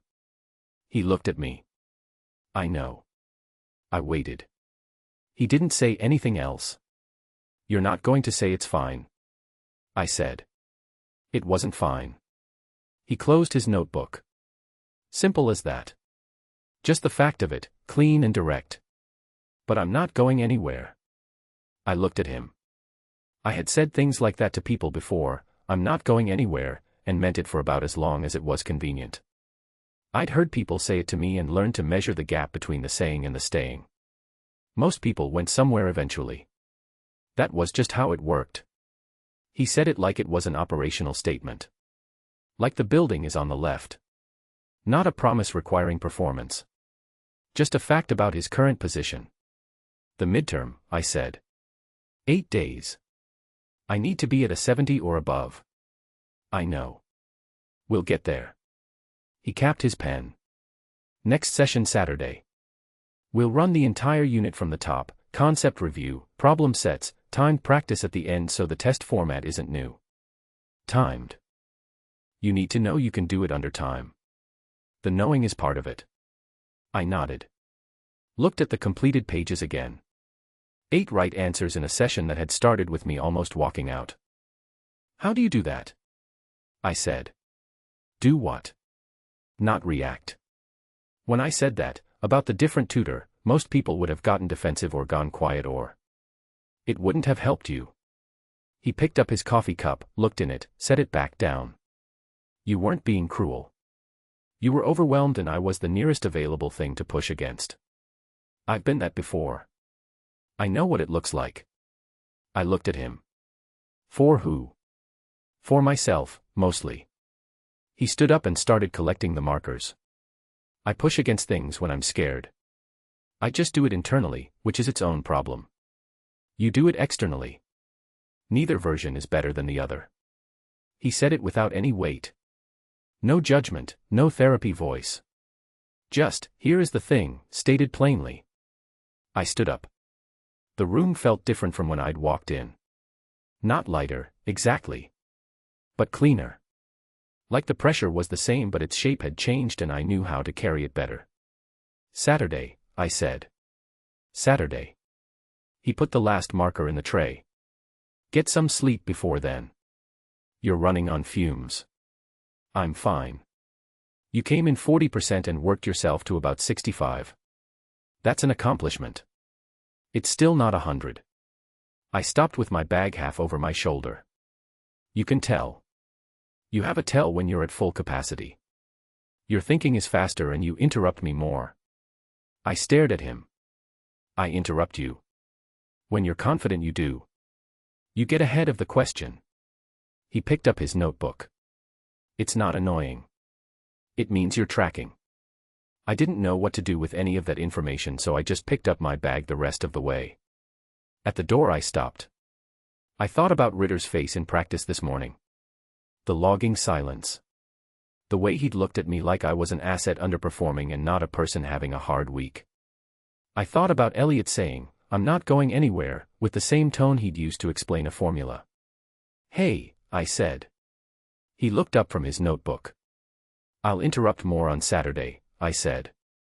He looked at me for a second. Then that almost smile again, the small one that didn't perform anything. Good, he said. I went out into the cold and the door clicked shut behind me and I stood in the hallway for a moment before I started walking. 8 problems. Right. Saturday. I could do Saturday. End of. Chapter 9. Half-Life. Elliot. I made a list once, in middle school, of all the things I was good at. It was a practical exercise. My school counselor suggested it. She said knowing your strengths helps you build from them.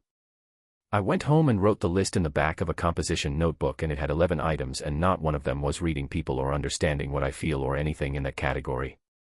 I was good at math. Good at building things. Good at staying focused for long stretches. Good at not needing much sleep. I was not, am not, and have never been good at noticing when something is happening to me before it has already fully happened. I am telling you this because I need you to understand that I did not choose to start cataloging details about Gunnar Cade. It happened the way condensation happens, no decision point, just the slow accumulation of a thing the conditions were always going to produce. The finger drumming was the first one. He does it when he's working through a concept, when the idea is forming but hasn't landed yet. 3 fingers, middle to index to thumb, rolling against the table in a slow wave. Not impatient. Rhythmic. Like he's keeping time with his own thinking. I noticed it in week 2 and by week 4 I could tell exactly where he was in a problem by which beat the drumming was on. I wrote this down nowhere. I just knew it. The scar along his jaw was harder to stop looking at. It runs maybe 2 inches, angled and old, the kind that's been there long enough that the skin over it has settled. He doesn't cover it and he doesn't draw attention to it, and every time I constructed a theory about where it came from I stopped myself and didn't ask. It wasn't my information. I noticed it at every session. The coffee started in week 3. He came in with 2 cups, 1 black, set on his side of the table, 1 oat milk latte, set on mine. He didn't say anything about it. Didn't make it a moment. Just put it down and opened his binder. I had ordered an oat milk latte at the coffee cart 8 days earlier, in front of him, once, while we happened to be crossing the quad at the same time between buildings. 8 days. 1 order. He had filed it and retrieved it and acted on it without comment.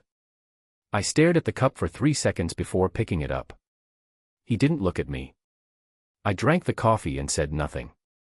This happened the next session too. And the one after. Every session now, 2 cups.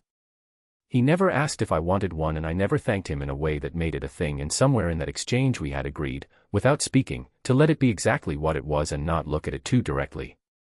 I understand, in retrospect, that this was not the behavior of 2 people who were just tutor and student. I did not understand this in real time. Maya found me in the dining hall on a Wednesday. I was sitting with my thermodynamics textbook open in front of me, which I can say with confidence I had not read a word of in the last 12 minutes. She sat down. Looked at me. Looked at the untouched food on my tray. "What page are you on?" she said.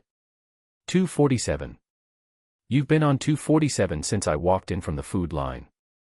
"I'm thinking about the content." "Your eyes aren't moving." "I think about content with my eyes still sometimes." She picked up her fork. "Ate something." "Put the fork down." "You're doing the thing." I looked up. "What thing?" "The thing where you're in love with someone and treating it like a calculus problem." She said it the way you'd say it's raining outside. "Just a fact about current conditions." "I'm not."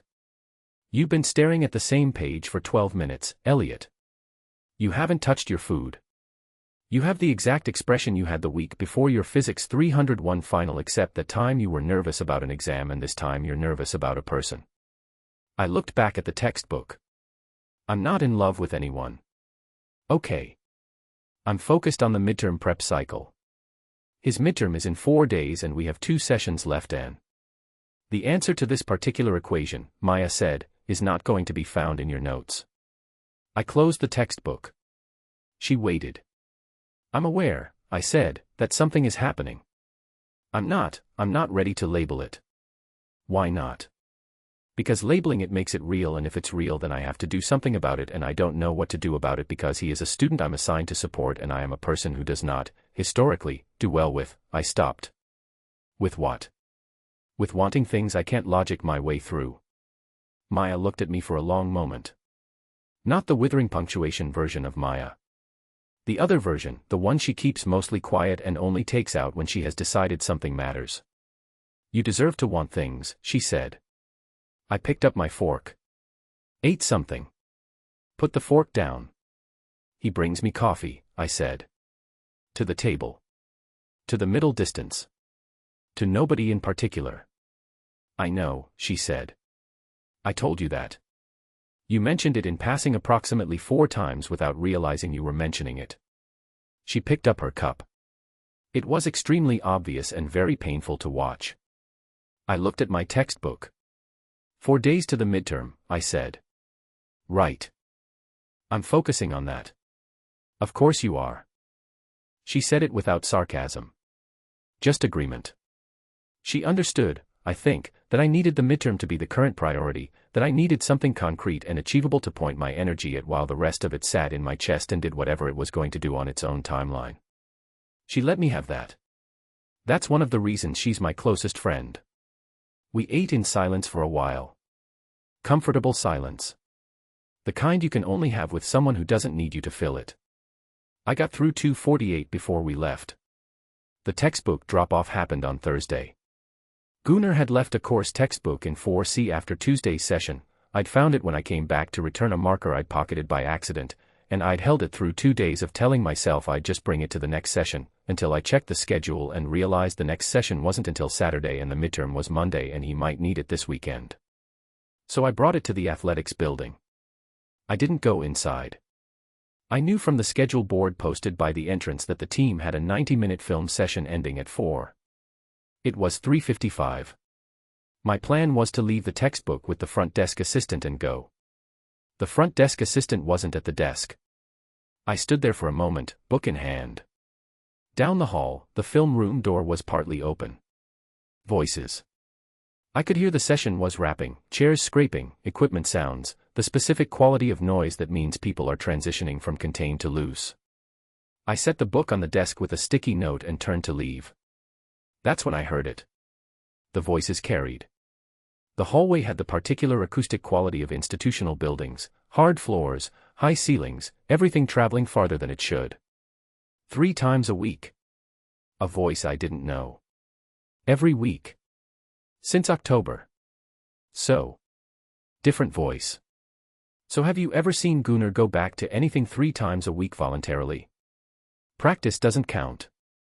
The man shows up to things once, decides if they're worth it, and either keeps going or ghosts. A pause. He keeps going back. Maybe the tutor's actually helping. Maybe. A laugh with something underneath it. Something that wasn't mean but wasn't entirely clean either. Or maybe it's not entirely about the calculus. Silence in the hallway. He's not, the second voice started. I'm not saying anything. I'm saying nobody keeps going back like that for a tutor. I went to the writing center 4 times freshman year and felt like a monk making a pilgrimage. Cade's been going every week for 2 months.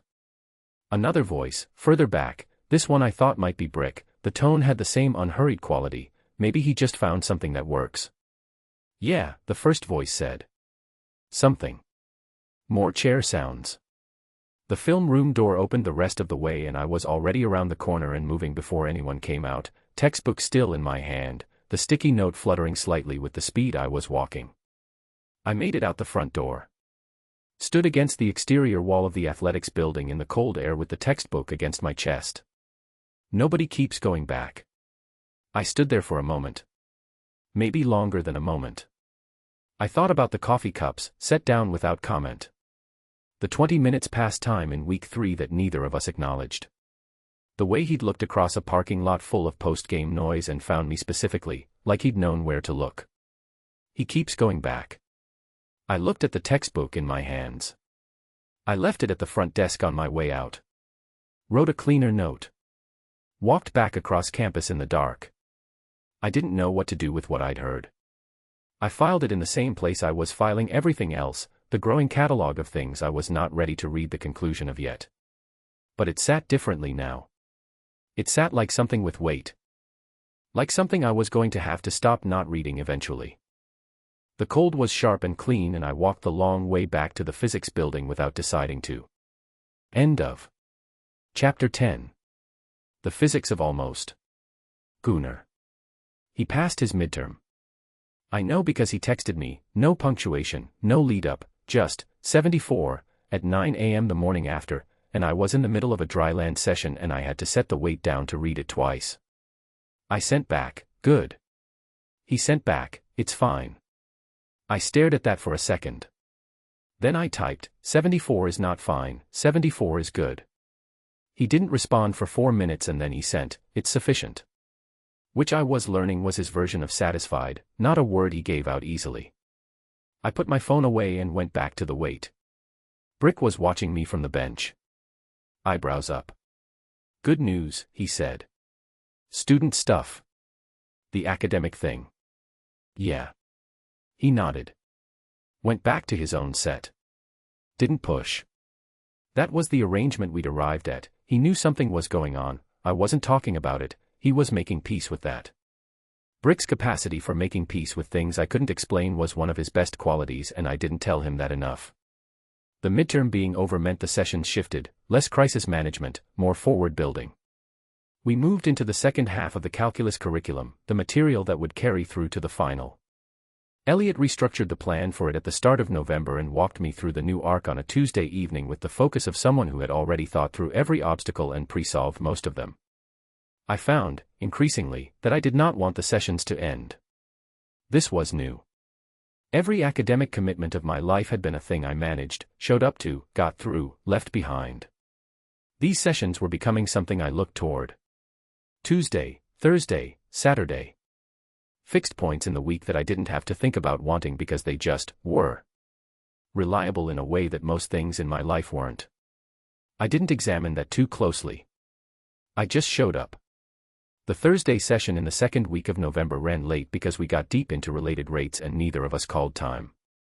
Related rates was the first unit that genuinely grabbed me. The concept was clean, in a way the earlier material hadn't been.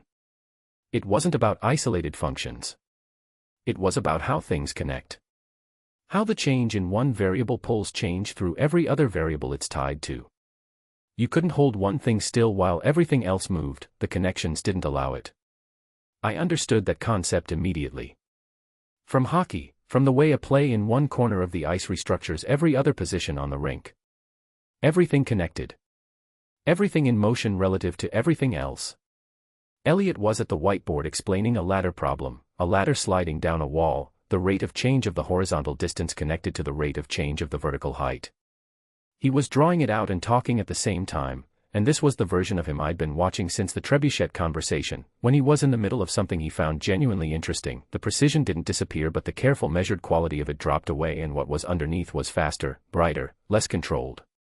His hands moved when he talked. Not wildly. Precise gestures, tracing the shapes of what he was describing. The diagram on the board, then his hands in the air showing the same relationships in 3 dimensions. I'd noticed this before but tonight it was more pronounced, maybe because the room was quiet and the campus outside was dark and it was just us in the light of the whiteboard. I wasn't watching the math. I was watching him. The way his expression shifted when he landed on the right explanation, there was a small change around his eyes, something that was satisfaction but tighter than that, more private. Like a door clicking shut on a room he'd been trying to unlock. The way he tucked the pen behind his ear when he needed his hands free and forgot it was there until it fell and he caught it without looking.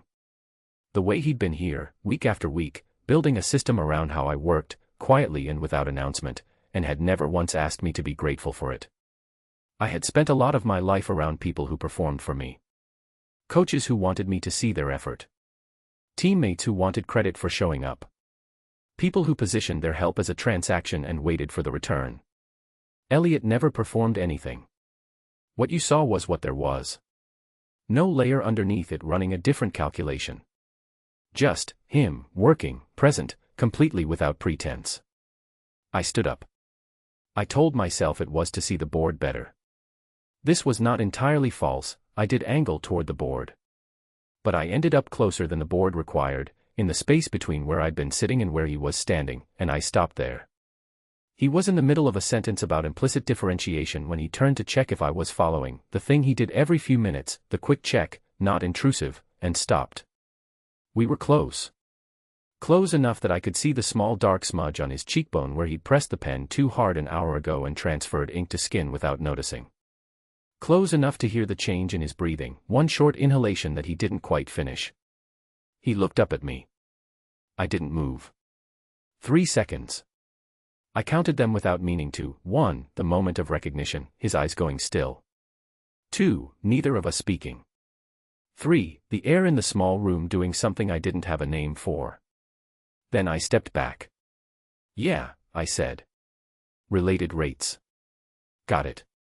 My voice came out level. I was proud of that. He turned back to the board. His pen cap clicked.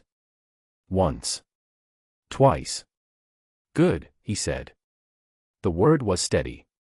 Everything underneath it was not, and I knew that, and he knew I knew that, and neither of us said anything about it.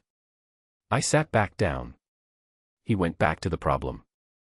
I opened my binder and picked up my pen and looked at the page and did not retain a single thing written on it for the next 3 minutes while I worked on getting my chest to behave.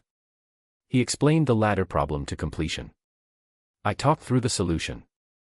We got it right on the first attempt. Elliot made a note in his book with the concentrated focus of someone making absolutely sure they were looking at what they were supposed to be looking at. The session ended at 9:15. We packed up in the careful way you pack up when something has happened in a room and you're both maintaining the agreement not to name it. Organized. Deliberate. The kind of normal that requires work. Saturday, he said. Saturday. I picked up the 2 coffee cups, both empty, the last of the drinks long cold, and dropped them in the trash by the door. He was putting on his jacket when I looked back. Elliot. He looked up. I had 4 things I could have said. I ran through all 4 of them in about 1 second and said none of them. Good session, I said. He held my gaze for a beat longer than a good session required. Yeah, he said. I went out into the hallway. The door clicked behind me and I stood still for a moment in the quiet corridor with the fluorescent lights and the smell of old textbooks and the specific, useless, complete awareness of what had just almost happened in that room. 3 seconds. I had not moved in 3 seconds. I was not someone who didn't move. I walked to the stairwell and went down 2 flights and out into the cold, and I did not think about the ink smudge on his cheek, the specific sharp smell of the markers, the way his breathing had changed. I did not think about any of it all the way back to the rink. I thought about it the entire time. End of Chapter 11. Dead Weight. Elliot. The email came on a Monday morning at 7:42 and I read it before I was fully awake, which meant my first reaction was confusion and my second reaction was something cold that settled in and didn't leave. Mr. Voss, please report to the Academic Support Office at 10 a.m. today regarding your tutoring assignment with student G. Cade. This meeting is mandatory. L. Harmon, Academic Support Coordinator. I sat up. Read it again. Mandatory was not a word the program used for normal check-ins. Mandatory was a word that meant something had been escalated to a level that required formal attendance. I got dressed. Made coffee. Sat at my desk and looked at the email for 20 minutes while the coffee got cold. At 9:50 I walked to the Academic Support Office in the administration building. It was a suite of 3 rooms on the 2nd floor, 2 small offices and a conference area. I had been in here twice since freshman year. Both times for routine tutor onboarding and review. The coordinator, Harmon, was a woman in her 40s with reading glasses on a chain and the patient expression of someone who had seen every variant of this kind of meeting and was not currently enjoying any of them. Across the table from her was a man I didn't recognize, mid-40s, university administrative ID clipped to his jacket, the particular stillness of someone whose job involved sitting in uncomfortable meetings without showing it. Elliot, Harmon said. Sit down please. I sat. This is Dr. Fenwick from the Office of Academic Integrity. I kept my face still. We've received a concern, Harmon said, regarding your tutoring sessions with a student athlete. Specifically, a concern that the documented session content doesn't reflect the actual methods being used, and that the methods may constitute an unauthorized form of academic accommodation. I looked at her. Who raised the concern? That's not something we're able to share at this stage. I knew Ritter through Soren. The shape of it had been visible for weeks, the meeting in his office, the careful non-language, the way he'd looked at me when I said the approach was right for Gunnar. He had needed me pliable and I had not been pliable enough, and now he was using the one tool he had. Tell us about your session approach with this student, Fenwick said. Specifically, why the documented methods differ from what you've been delivering. I adapted the approach, I said. Verbal explanation over written notation. Pattern first sequencing before introducing formal notation. It's a documented pedagogical method used extensively in STEM education for students who process conceptually before symbolically. Did the program authorize that adaptation? Tutors have discretion within sessions. The program guidelines allow for method flexibility as long as the subject matter is covered appropriately. Did you document the adaptation? I paused. 1 second. Not in detail. Why not? Because documenting it would have required explaining why I adapted it. Because explaining why meant putting Gunnar's learning difference in writing without his knowledge or consent. Because he had been running his own workarounds alone for years and I was not going to be the person who named his private struggle in an institutional file he didn't know existed. I couldn't say any of that. I made a judgment call, I said. The adaptation was in the student's academic interest. Fenwick wrote something down. Harmon looked at me over her glasses. Elliot, she said, and her voice shifted, less formal, more the version of her that trained tutors and handled students who were struggling. If there's a documented reason for the adapted approach, a learning profile, a specific need we should know about, that would actually resolve this concern quite quickly. The program supports differentiated instruction when there's appropriate documentation. I understood exactly what she was offering me. She was telling me, give us a name for what you observed, put it in writing, and this goes away. Not maliciously. She meant it as the path that helped everyone. She thought she was being helpful. I looked at the table. I don't have documentation beyond my session logs, I said. Another note from Fenwick. Harmon sat back. Okay. Here's where we are. Pending our review of the session records and this conversation, we're placing you on a temporary suspension from the CADE assignment. You will not have contact with this student in a tutoring capacity until the review is complete. She looked at me steadily. Do you understand? Yes. Is there anything you want to add to what you've told us today? I thought about Gunnar at the whiteboard in week 4, looking at the right answer on his page like it was something he hadn't expected to be capable of. I thought about Tuesday's session, 3 seconds of stillness in a small room, and both of us deciding to step back from it. I thought about 8 months of a person fighting through a system that was never built for the way his mind worked, alone, without a word of complaint to anyone. No, I said. We'll be in touch by end of week. I stood up. Picked up my bag. Mr. Voss. Fenwick, for the first time since I'd sat down. The student in question. Are you aware of any formal learning accommodation request in their file? No. Any prior documentation from secondary school? I'm a tutor, I said. I don't have access to student files. He nodded. Made another note. I left. Outside the building the air was very cold. November had arrived fully while I wasn't paying attention, the gray kind, the kind that means it's going to stay. I stood on the steps and thought, with total clarity, about what I had just done and what it was going to cost. I had taken a suspension to protect Gunnar's privacy. That was the clean version. The other version, I had not told Gunnar any of this was happening. Not the meeting with Ritter 6 weeks ago. Not the pressure Ritter had been applying. Not the way Ritter had been using my own careful handling of Gunnar's situation against both of us.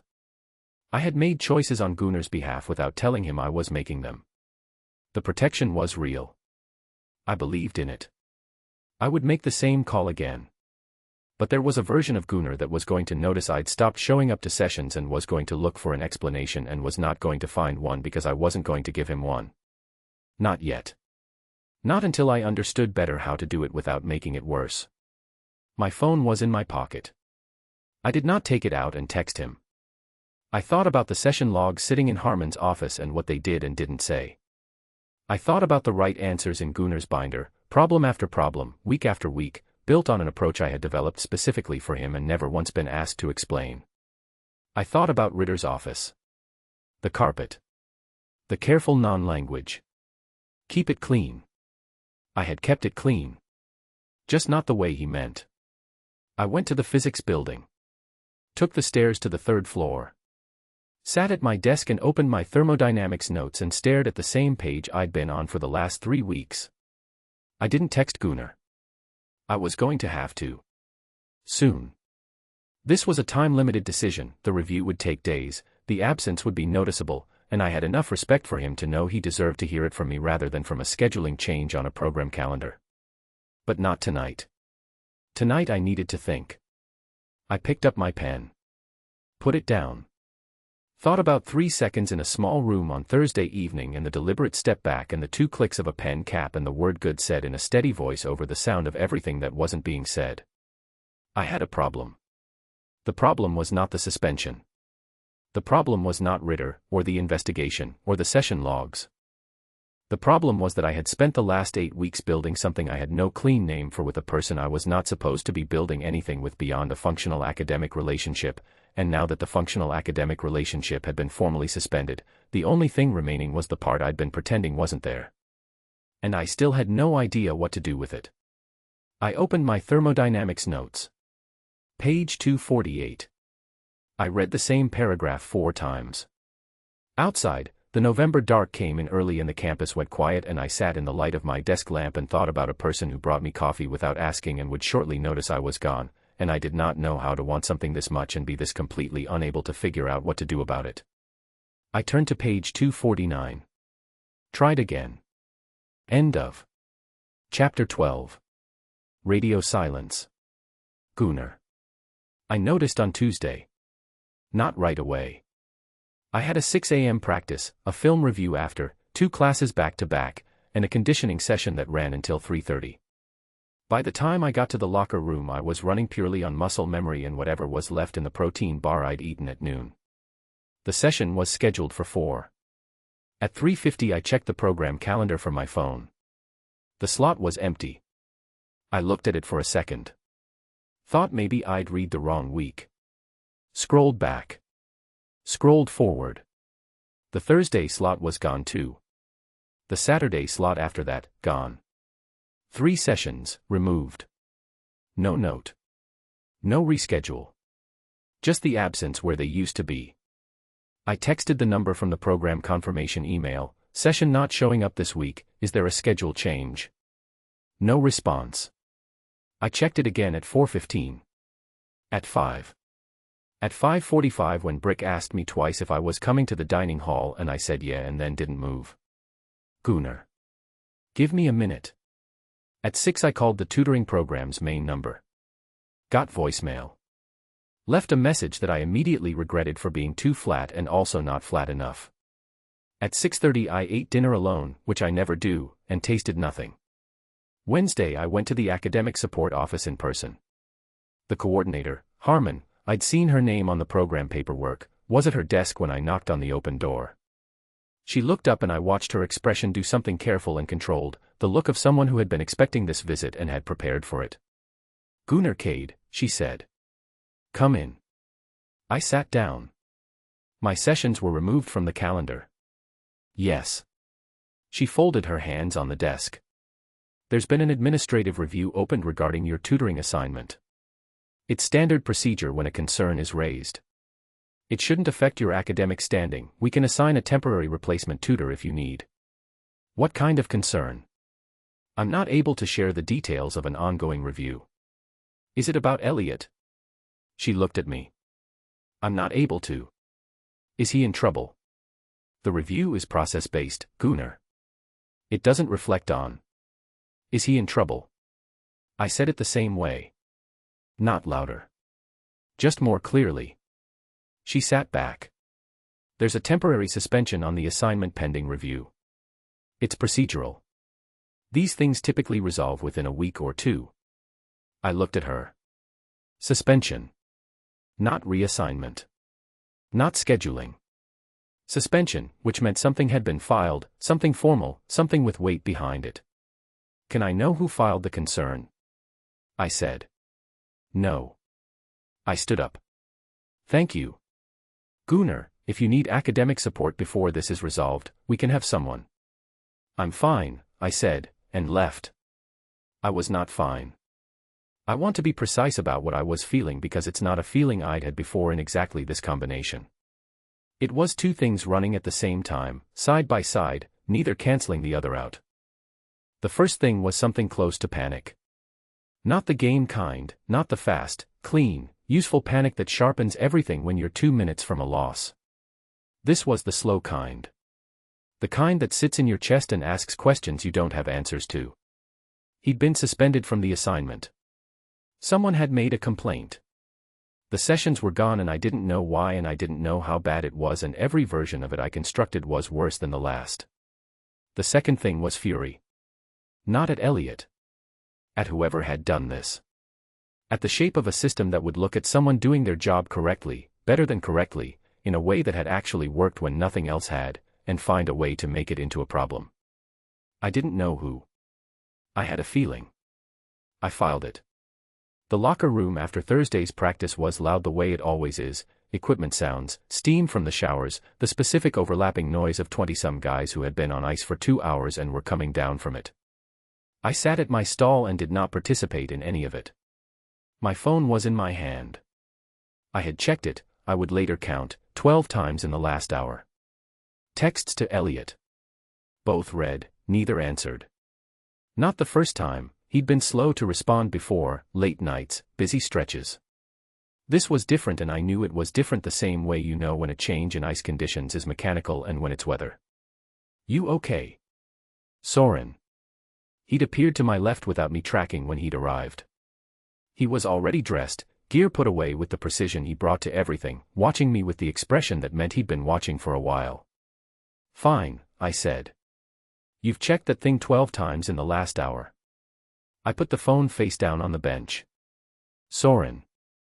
I'm just saying. Drop it. He didn't move. That was the thing about Soren, he didn't retreat when you told him to.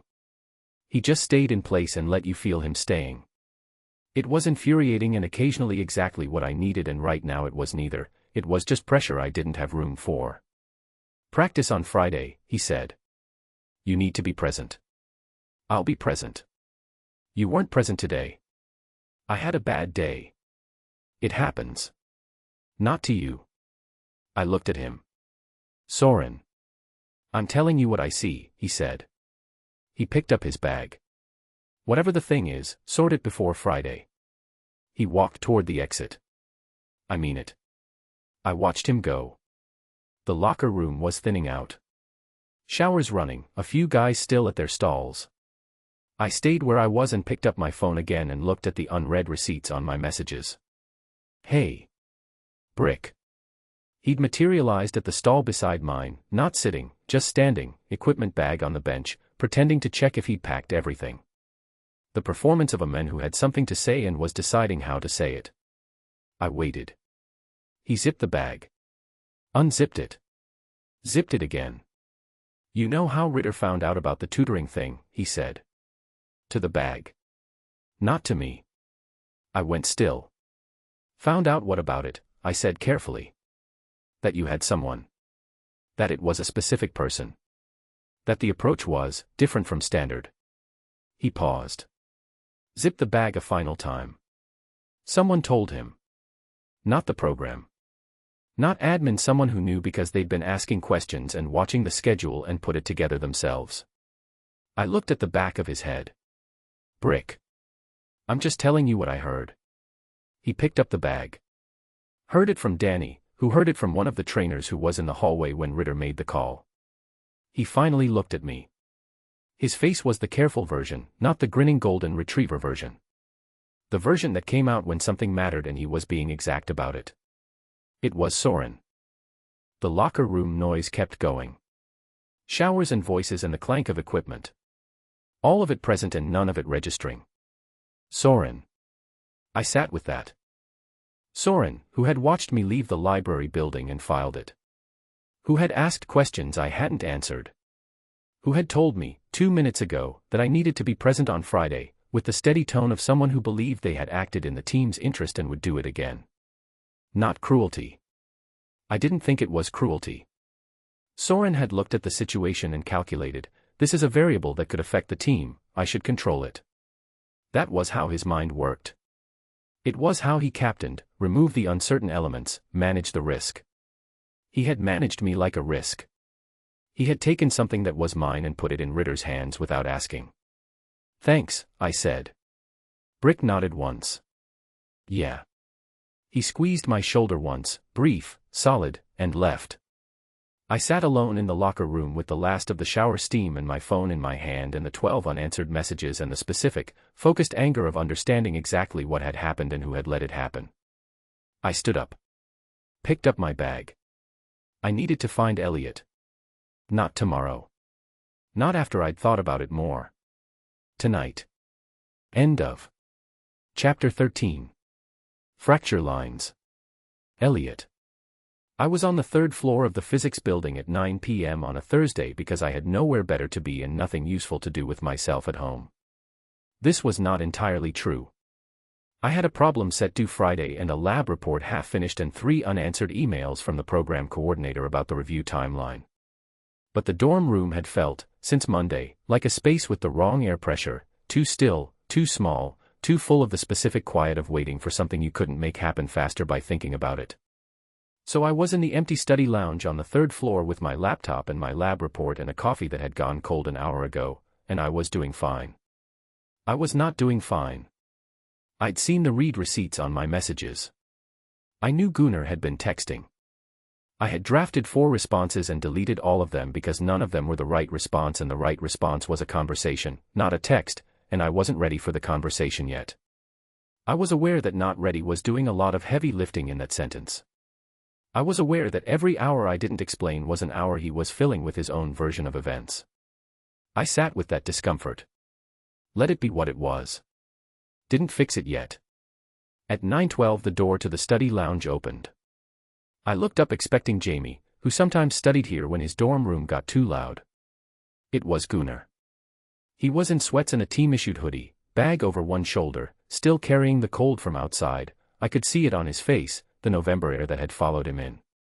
He looked at me across the empty room with an expression I had not seen from him before. Not angry. Not the controlled blankness he used when he was managing something difficult.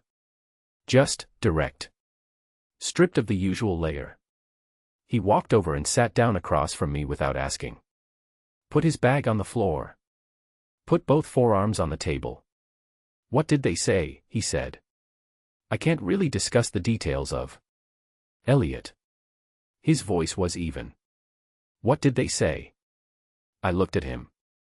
I had prepared for this, loosely, in the back of my mind.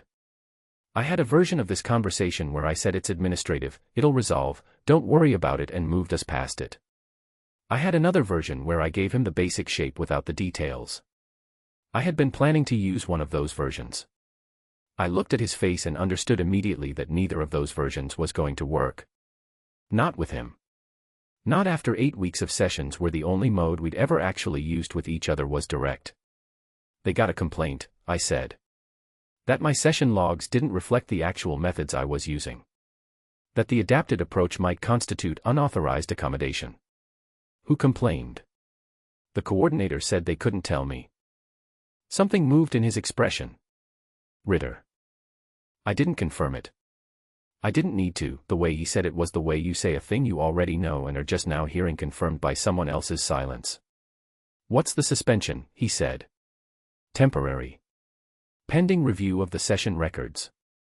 And the review is looking at whether what I was doing crosses a line. I turned my coffee cup in my hands. It doesn't. The method is sound. The issue is that I didn't document why I was using it, and without documentation, the concern has enough surface area too. Why didn't you document it? I stopped. He waited. This was the part. The part one had been circling for a week, the part that was going to require me to either tell him the truth or tell him a smaller version of it and live with that, and I sat with the choice for 3 seconds and made it. Because documenting it required explaining why, I said. And explaining why meant putting something in writing about you, about how you process material that I hadn't gotten your permission to put in writing. The room was very quiet. He sat back slowly. Looked at the table. Then at me. You're protecting me, he said. I'm handling a situation. From something about me. I didn't answer. He was quiet for a long time. Not the working through a problem quiet, something deeper than that, something going down through multiple layers. I watched it happen in his face and didn't interrupt it. Tell me, he said finally. Low. The word landed differently than a demand would have. It wasn't a demand. It was something rawer than that, something that acknowledged the ask was large and made it anyway. I looked at him. And then I told him. All of it, what I'd noticed in the first session, the formula copied wrong, the structural difference that wasn't careless, wasn't effort, was something else entirely. The 2 hours I'd spent that Friday rebuilding the session plan. The conversation with Jamie. The research.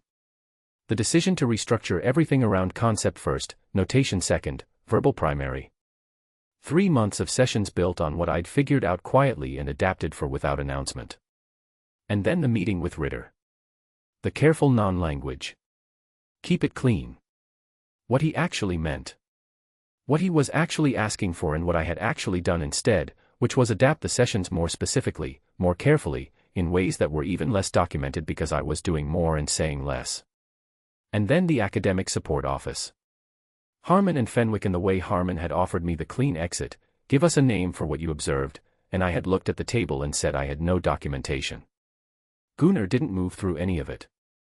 He sat across from me with both arms on the table and listened the way he listened to problem walkthroughs, completely, without interruption, letting the whole thing come in before responding. When I stopped talking, the room was quiet. So say it, he said. Whatever you would have said to clear yourself. Use my name. I don't care. It's your information. It should be your call, not mine. I'm making it my call. Right now. Say it. Gunnar. Elliot. His voice cracked. Just slightly. Just once, one small fracture in the controlled surface, closed almost immediately. But I heard it. Nobody has ever, he stopped. Put one hand flat on the table. Breathed once. Nobody has done that. Taken that kind of, nobody. He looked at me and the stripped direct expression was back, more of it now.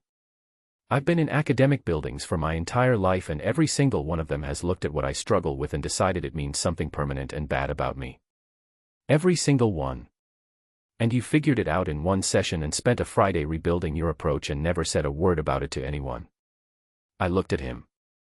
I need you to let me do the rest of it, he said. I want to walk into that office with you. I'll tell them myself. It should come from me. It should have come from me a long time ago. He paused.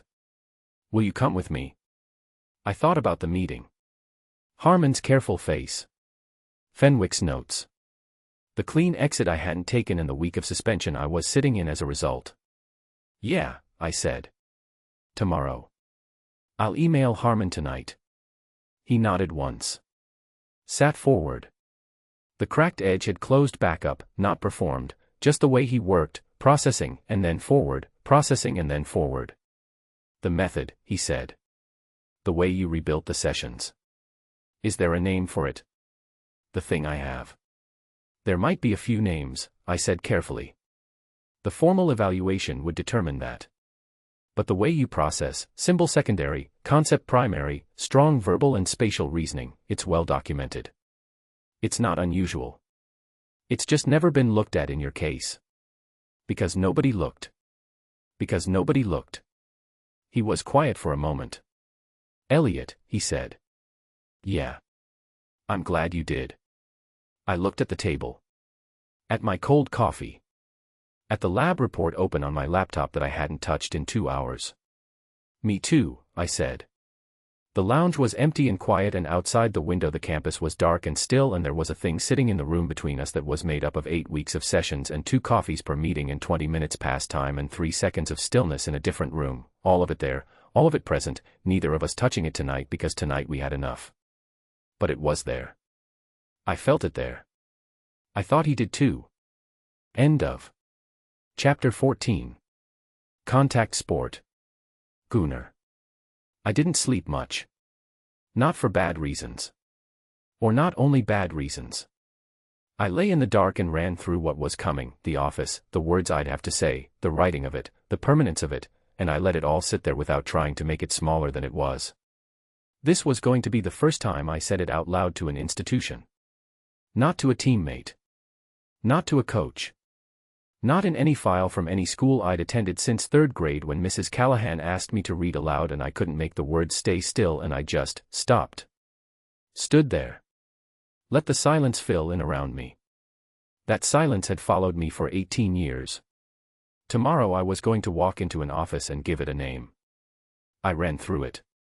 Every version of the room. Every version of the conversation. Every version of the face Harmon or Fenwick would make, the clinical sympathy, the careful processing, the slight recalibration of how they'd been understanding my file up to this point. All of it survivable. I knew it was survivable because I'd been surviving the unspoken version of it for 18 years. Saying it out loud was just making the thing visible that was already there. That was all. At 4 a.m. I gave up on sleep. Got up. Went to the rink. Skated for an hour alone in the dark building. No drill. Just movement. The sound of the blades and the cold and the ice giving way and coming back. The thing that had always reset me, that had always been the place where I was exactly what I was supposed to be with no translation required. I skated until I was tired in the clean way. Then I went back, showered, ate, and texted Elliot, "Ready when you are." He replied in 3 minutes, 10 a.m. Harmon confirmed. He was waiting outside the administration building at 9:55. Not pacing. Just standing. Collar up against the cold, notebook tucked under one arm, coffee in one hand, 1 cup, not 2, which registered briefly before I understood he'd come straight from somewhere and hadn't had time to do the 2-cup thing, and the fact that I noticed the absence of the 2nd cup told me something about myself I was choosing not to look at directly this morning. He looked at me when I came up. "How are you doing?" he said. "Ask me in an hour." Fair. He held the door. Harmon had Fenwick in the room again. Same table. Same careful faces, the faces of people who processed information for a living and had learned to receive it without much expression. I sat down. Elliot sat beside me. Harmon looked at us both. "Thank you for coming in. Mr. Voss, I understand you have some additional context for the review." "Gunnar does," Elliot said. "I asked him to come because the information that would resolve the concern about my session approach directly involves him, and it's his information to share." Harmon looked at me. I put my hands flat on the table. Here is the thing I learned about saying hard things out loud: the anticipation of saying them is always worse than the saying. I'd built this moment into something enormous over 18 years of not doing it, and now that I was in the room with the actual words coming, the enormous thing deflated into something smaller. Still significant. Not enormous. "I have a learning difference," I said. "I don't have a formal diagnosis. I've never been formally evaluated. But I process written symbols differently than most people. In math specifically, notation gets transposed or restructured between what I see and what I write. It's been happening since I was a kid. I've been managing it with my own systems." Harmon was writing. "Elliot noticed it in our first session," I said. He didn't tell me he'd noticed. He rebuilt the session plan to work around it, verbal walkthrough first, notation second, concepts before symbols. He didn't document it because documenting it would have meant writing about my learning profile without my knowledge or consent. That's why his logs looked different from his actual methods. He was protecting my privacy. That's the whole story. Fenwick looked at Harmon. Harmon looked at her notes. "Mr. Cade," Fenwick said. "Are you willing to submit to a formal evaluation through the university's Disability Services Office?" "Yes." "And you want this disclosure formalized in your academic file?" "Yes." More notes. Harmon set her pen down. "Mr. Voss, in light of this context, the concern about your session approach appears to reflect appropriate professional discretion rather than any improper conduct. The adapted methodology is entirely within the program's permitted scope, especially given the circumstances you've described." She looked at me. "Gunnar, I want to be honest with you, a formal evaluation could have significant positive implications for your academic accommodations going forward. Extended time on exams, alternative testing formats, access to support services you haven't had. I know, I said. These are things you should have had access to a long time ago. I know that too. She looked at both of us. I'll reinstate Mr. Voss to the assignment effective immediately and arrange a referral to disability services for you by end of day. She paused. I'm sorry this got as complicated as it did. I nodded. Elliot picked up his pen from the table. Clicked it once and didn't write anything. We came out into the hallway and I leaned back against the wall and looked at the ceiling. The fluorescent lights. The water-stained tile. The specific institutional ceiling of every building I had ever sat in and felt the weight of what I wasn't saying. That was terrible, I said. You did great. I feel like I just got hit by a truck. You just did something I don't think most people could do. I looked at the ceiling for another second. Then sideways at him. He was standing a foot away, back against the same wall, looking at the far end of the hallway. Had a good teacher, I said. The corner of his mouth moved. The small one. The one I'd been cataloging since October without meaning to. The referral to disability services, he said. The evaluation process takes a few weeks. I can help you prep for it if you want, there are things that are useful to know going in. Yeah. I pushed off the wall. I want. We walked toward the exit. My shoulder was close to his in the narrow hallway and neither of us adjusted for it, which was something I noticed the way I noticed all things about distance between us now, with a precision I had no practical use for.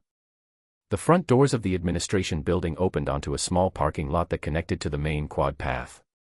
November air, gray and clean. I stopped. On the far side of the parking lot, near the lot's exit onto the main road, Ritter was standing next to his car. He wasn't walking toward us. He wasn't doing anything. He was just there, keys in hand, watching us come out of the building. Watching me come out of the building with Elliot beside me, at 10:40 a.m., from the direction of the academic support office. He looked at me. I held it. He wasn't the face of someone who had just lost a move. He was too still for that, too internal, the kind of still that meant something was running underneath that I couldn't see from here. He was filing it. Reassessing. The way Soren recalculated after a play broke down, not panicking, just adjusting, looking for the new line. Whatever he had expected this morning, it wasn't this. He was figuring out what came next. Elliot had seen him. I felt the small adjustment beside me, not stepping back, not stepping forward, just becoming aware. That's Ritter, he said quietly. Yeah. He's not coming over. No. A beat. What's he doing? Elliot said. I looked at Ritter.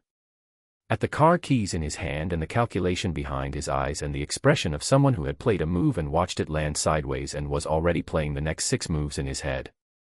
Thinking, I said. I looked away first. Not because I had to. Because I was done giving him my attention today and I had better things to point it at. Come on, I said. We walked across the parking lot. I didn't look back. Elliot matched my pace without being asked and our footsteps were even on the pavement and behind us I could feel, without seeing, the precise moment Ritter got into his car. The door shut. An engine started. I kept walking. End of. Chapter 15. Velocity. Elliot. Here is what I know about spiral dynamics. A spiral isn't a straight descent. It doesn't go directly down.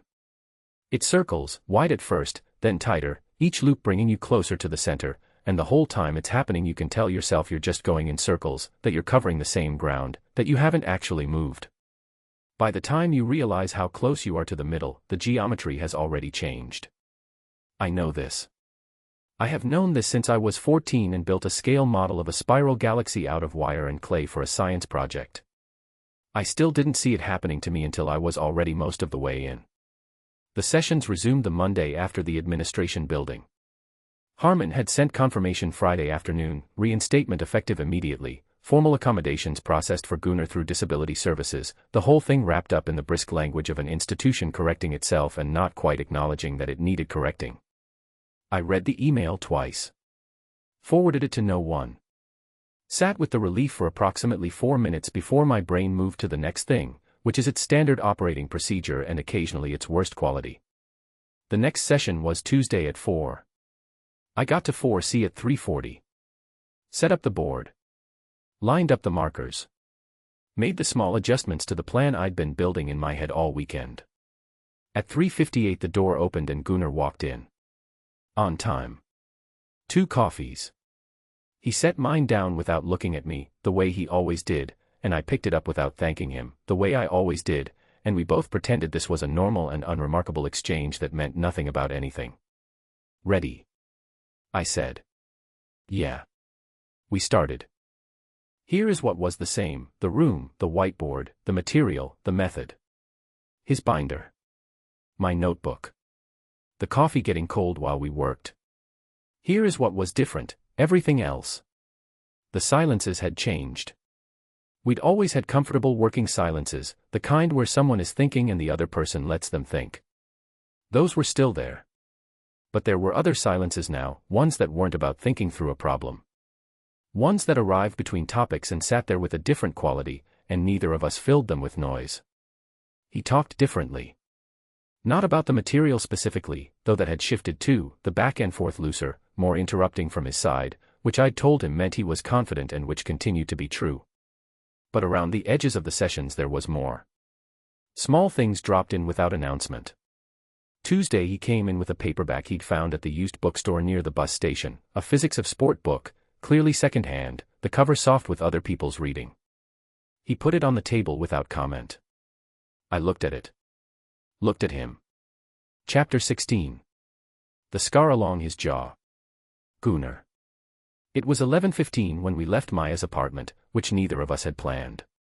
Brick had called a car at 10, Priya's number in his phone by then, which was the Brick method, complete conversion of any social situation into a contact list addition, and I'd said I was going to walk, which got a look from him that I pretended not to see. Elliot was leaving at the same time. This was not a coincidence.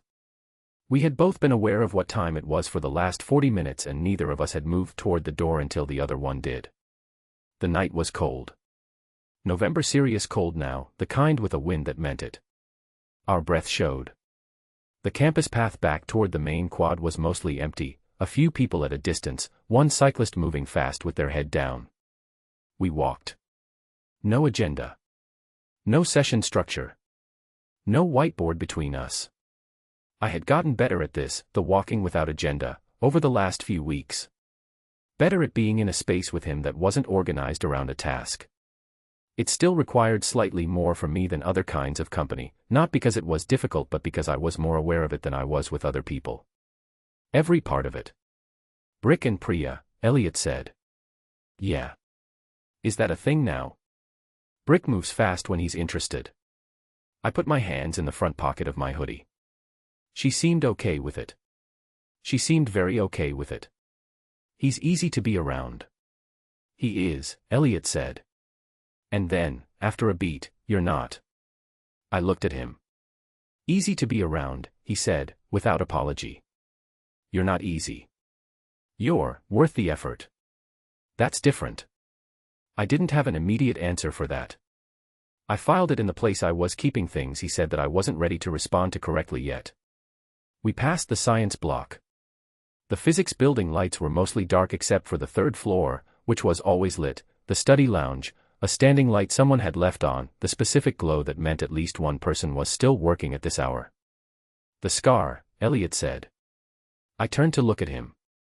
He was looking straight ahead, hands in his jacket pockets. He said it the same way he approached hard topics in sessions, directly, without building up to it, but with a quality underneath that made it a question rather than a demand. He'd been curious about it for a while. I'd felt the question before tonight. I looked at the path ahead of us. Camping trip, I said. I was 8. My brother Tomas was 12. We were in the Adirondacks with my dad, one of the last trips before the hockey schedule made that kind of thing impossible. I paused. There was a creek that froze over at the edges that time of year. Not solid in the middle, but enough at the banks that it looked safe. Elliot was listening. Not looking at me. just present beside me, his pace even. Tomas went out first. He was always first, that was just how he was. I followed him because I was 8 and he was 12 and he was my brother. I looked at the path. The ice at the edge was fine for about 4 seconds. Then it wasn't. I went in up to my knee. Tomas grabbed me to pull me back. There was a broken edge of ice. I came out, but I came out fast and the edge caught my jaw on the way. Was it bad? 7 stitches. Hurt less than I expected. I touched it briefly. Old habit. What was worse was Tomas's face. He looked like he'd broken something that couldn't be fixed. He was 12 and he looked about 45 years old for the rest of that trip. Does he know it's okay? I've told him. But he's a kid and we don't. I stopped. My family communicates by not communicating. That's the system. Something happens, no one talks about it, time passes, the not talking becomes the relationship. I looked at the dark trees along the path edge. I thought that was just how people worked. How all families worked. I figured it out eventually that it wasn't, but by then the habit was set. Until you started talking to me, Elliot said. I stopped walking. Not a decision. Just, my feet stopped. He stopped 2 steps ahead and turned. I looked at him on the dark path with the campus quiet around us and the November cold making his breath visible and the physics building light behind him, and I said, that's it. Yeah.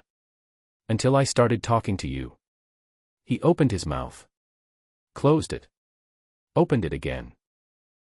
That's not. His hands came out of his pockets and did the thing I'd watched him do when he was working through something his words couldn't quite keep up with, moving, tracing invisible shapes. You can't say things like that.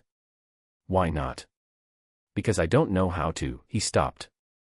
His right hand went to his left, the ring on his middle finger, and he turned it twice, the nervous tell I'd catalogued in week 6 and had never mentioned. I don't know what to do with it. I looked at him. 2 feet of distance between us on a dark path. 2 feet in 3 months and everything we hadn't said building up behind the current moment like water behind a lock. Neither do I said. I'm figuring it out. His hands went still. He looked at me with the stripped direct version of his face, the one without the careful control, the one that only came out when something had gotten past the perimeter he kept around himself, and I had learned the shape of it over months of sessions, and right now it was very close and very clear. I took 1 step. His phone rang. The sound was enormous in the quiet. He flinched slightly. I stopped. He looked at his jacket pocket. Back at me. His face did something complicated. I took my own phone out. Same number on mine. Same time. Ritter. I stared at it for 1 second. 2. The screen lit the space between us. I answered. Cade. Ritter's voice, all business. Team meeting. Tonight. 11:45 at the facility. Regional's roster announcement is moving to tomorrow morning, there's media coordination, we need everyone in. I'll be there, I said. 15 minutes. He hung up. I put the phone in my pocket. Elliot was watching me. He already knew. He'd heard the tone if not the words and he already knew what the call was and what it meant and his face had done the thing, a small closing, the door not slamming but being pulled to, the careful reassembly of the perimeter. You have to go, he said. Meeting. Regional's announcement is tomorrow. I looked at him. I wanted to say something that would hold the last 2 minutes in place, keep them exactly as they were until I could come back to them. Elliot. Go, he said. It's fine. It wasn't fine. He'd said it in the voice that meant it wasn't and I knew that voice and I wanted to stay and I couldn't. I'm coming back to this, I said. Not dropping it. He looked at me. This conversation, I said. I'm not walking away from it. He turned his ring once. Okay. I mean it. I know you mean it. Quiet. Not warm and not cold. Somewhere in the space of someone bracing themselves against something they won't let themselves fully want yet. Go. I went. I made it 20 feet before I looked back. He was still standing on the path. 1 hand flat against his sternum, fingers spread, Like he was checking for something. Like he was taking inventory of the damage and hadn't gotten the results back yet. I turned forward. Walked to the meeting. Thought about the 2 feet of distance and what was in it for the rest of the night. End of Chapter 17. Breakaway. Elliot.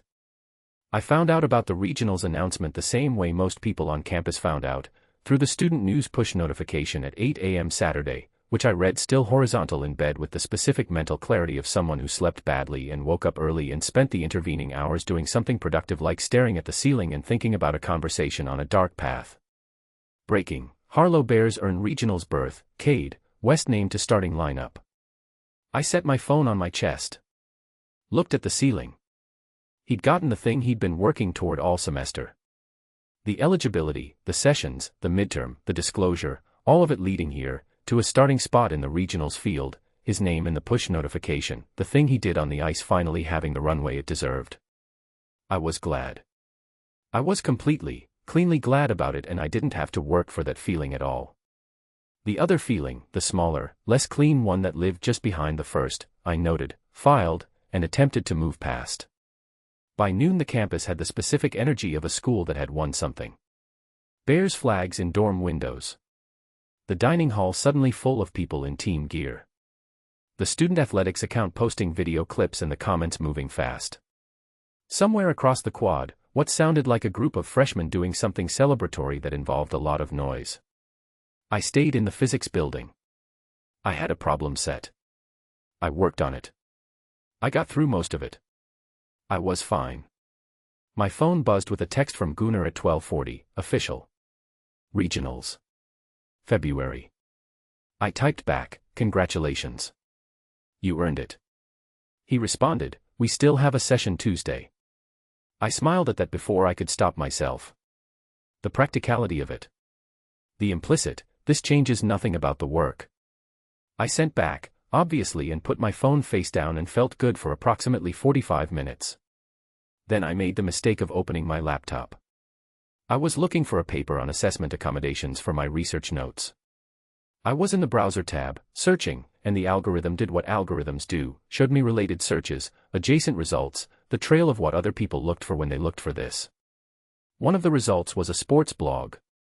A Harlow student sports blog, minor readership, the kind that covered Bears games with the enthusiasm of people who cared more than they had resources to cover it well.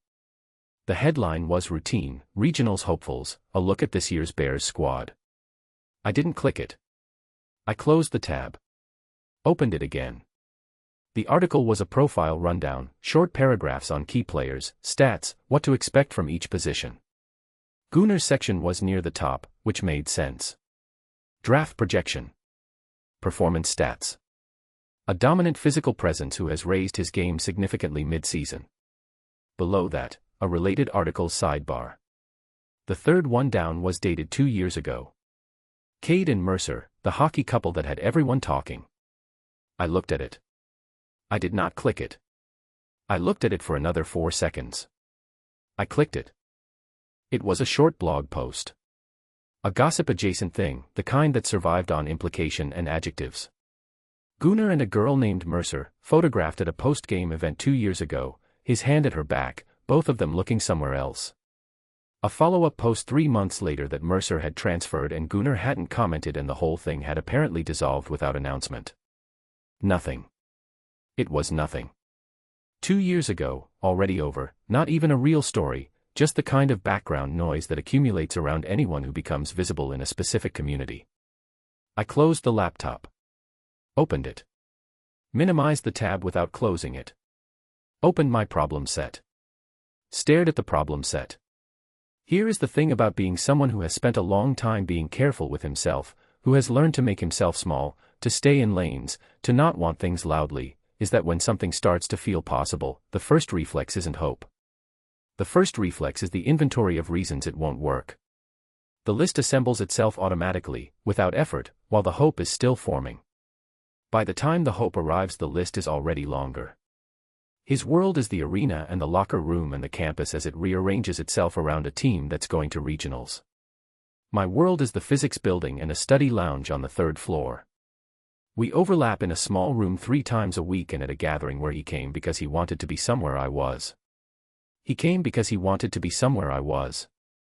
A girl named Mercer, 2 years ago, photographed at a post-game event. He said I'm figuring it out on a dark path 11 feet from the physics building, and then his phone rang and the moment collapsed into scheduling. I put both hands over my face. Left them there. I was rescheduling sessions in my head.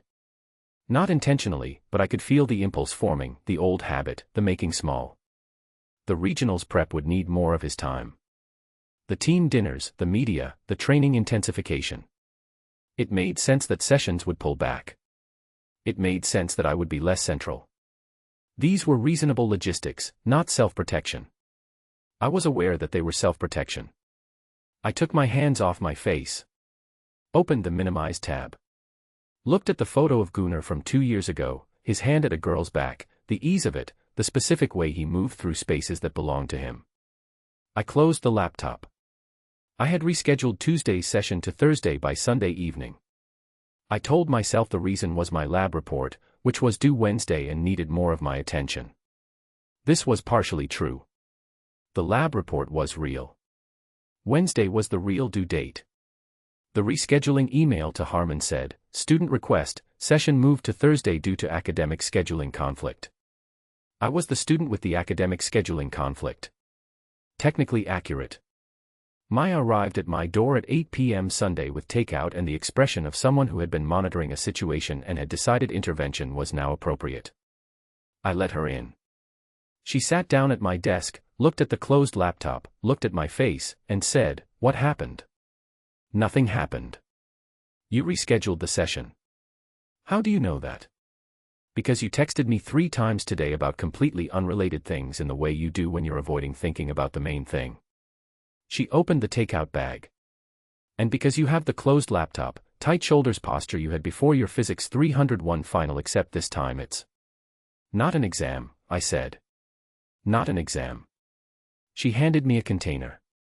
"Talk." I sat on the bed. Regional's announcement was yesterday. I know. The whole campus it's his world. All of it. I'm 3 sessions a week in a small room. Elliot. There's a blog post. From 2 years ago. It's nothing, it's old, it doesn't, I stopped. It's nothing. Maya set her container down. Show me. I opened the laptop. The tab was still minimized. I opened it and turned the screen toward her. She read it. Looked at me. "This is 2 years old," she said. "I know. This is a student gossip blog with 100 readers." "I know. This is a photo of him standing next to someone at an event." "I know that too." She turned the laptop back around and closed it with a quiet, final click. "You were never going to be easy about this, were you?" she said. Not a question. The kind of statement that has been waiting to be made for a while. "I'm being realistic," I said. "There's a gap between. You're preemptively grieving something you haven't lost." The room was quiet. I looked at the closed laptop. "He came to your gathering because he wanted to be where I was," I said. "He told me that." "I know. And then his phone rang and he had to go and I stopped. The space between what almost happened and what happened is the exact size of everything I'm scared of." "I know that too." Maya picked up her container again. She looked at me with the version of herself she didn't give out easily, no wit, no deflection, just the direct care of someone who has been watching you struggle and has decided you need the unspin version. "The thing you're afraid of isn't that it won't work out, Elliot. You're afraid of wanting something this much and being wrong about it. And that is a different problem with a different solution." I looked at the floor. "The blog post," she said. "Is it about him or is it about finding a reason?" I didn't answer. She ate some of her dinner. I picked up my container. "The session is on Thursday," I said. "I know," she said. I'm just giving him room. For the regionals week." "Okay. That's a real reason." "I believe you," she said. And then, after a beat, in the quieter voice, "Don't make a habit of it." I ate my dinner. The laptop stayed closed. The blog post stayed minimized, because closing it felt like a decision I wasn't ready to make, and leaving it felt like a different kind of decision I liked even less, and the distance between those two things was exactly the size of a gap I had been living in for as long as I could remember. I was going to have to choose a side of it eventually. I knew that. I was working on it. End of Chapter 18. The weight of what I didn't say. Gunnar. I noticed the reschedule on Sunday night. Not because I checked the tutoring calendar obsessively, I check it once, at the start of the week, the way I check the practice schedule and the weather and anything else that structures my time. It's practical. It's not a thing. Tuesday was gone. Thursday was there instead, different room, different time. A brief note from the coordinator, student request, scheduling conflict. I sat with that for a moment. Student request. Elliot's request. I thought about Friday night on the path. The 2 feet of distance. The thing that was forming between us, and then the phone call, and then his face doing the closing down thing, and me walking away because I had to, and the look of him with his hand on his chest when I looked back. I thought about the space between what almost happened and what happened. I thought about how I know, from years of reading plays before they develop, when something is moving in one direction and then abruptly corrects. You feel it before you see it. The weight shifts. The pattern changes. The session had been moved. Not because of a lab report. I put my phone down. Picked it up. Texted Elliot, Thursday works. Which room? He took 11 minutes to respond. That was longer than usual. He was a fast responder, always, the kind of person who treats an unanswered message like an open loop that needs closing. 11 minutes meant he'd read it, thought about it, and chosen his words. Room 2B. 5 p.m. I sent back, see you then. Put my phone away. Went to sleep without difficulty, which surprised me. Thursday I got to the administration building at 4:50. Room 2B was on the 2nd floor, smaller than 4C, one window with a view of the parking structure, a whiteboard that was slightly narrower. I'd never been in it before. I stood outside the door at 4:58 and waited. At 4:59 I heard footsteps on the stairs. He came around the corner carrying his bag and his notebook and a coffee, 1 cup, his own, and he was looking down at his phone and didn't see me standing outside the door until he was 4 feet away. He stopped. Stared. He started. I looked at the new calendar, I said. I can do Thursdays. He looked at me. At the door. Back at me. I moved it because I thought you'd be. I know why you moved it. The hallway was empty. His hand on the door handle went still. I waited. He stepped back and opened the door. I went in.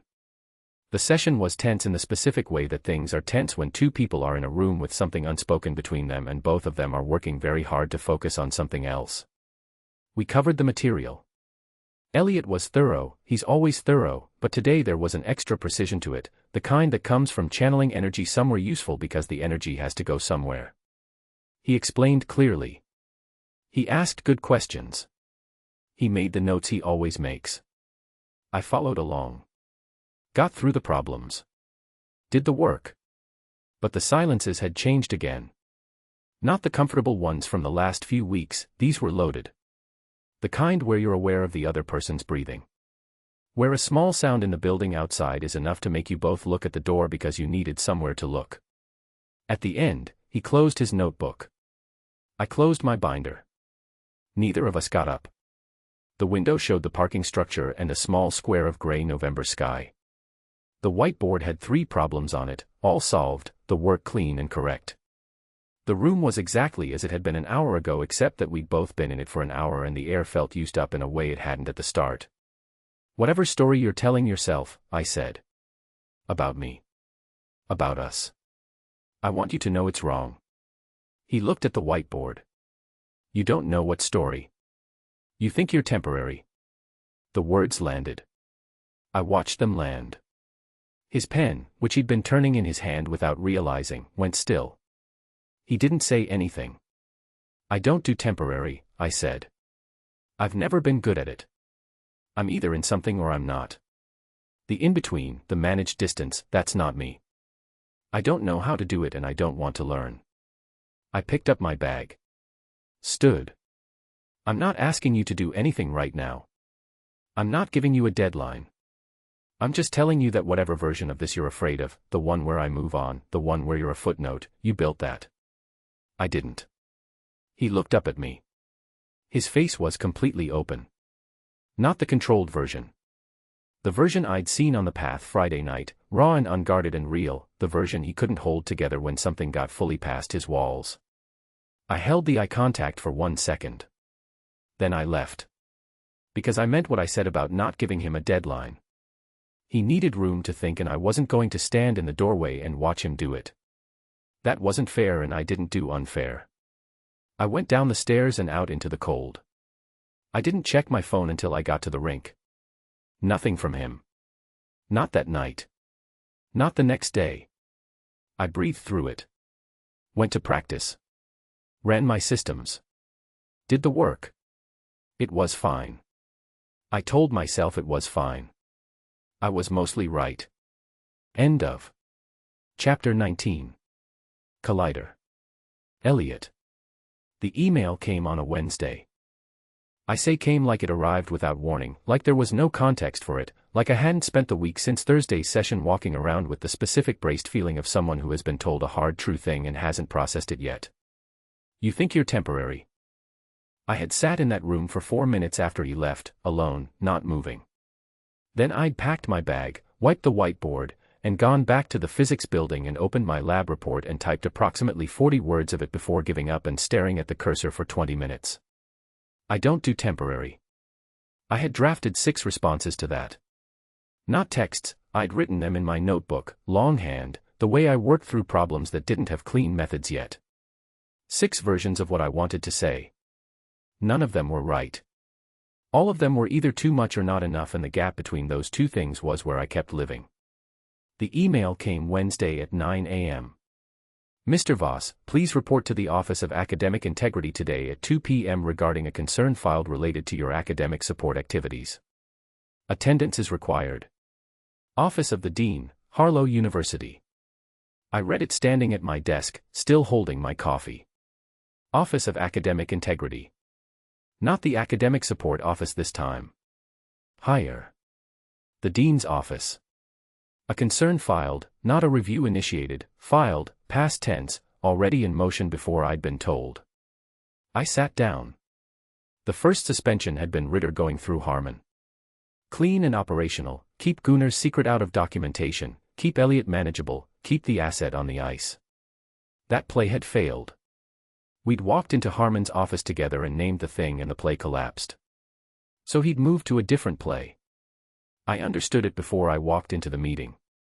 The logic was clean: if you were the kind of person who treated other people's situations as variables to manipulate, if you can't get the tutor on an academic procedural violation, get him on something interpersonal.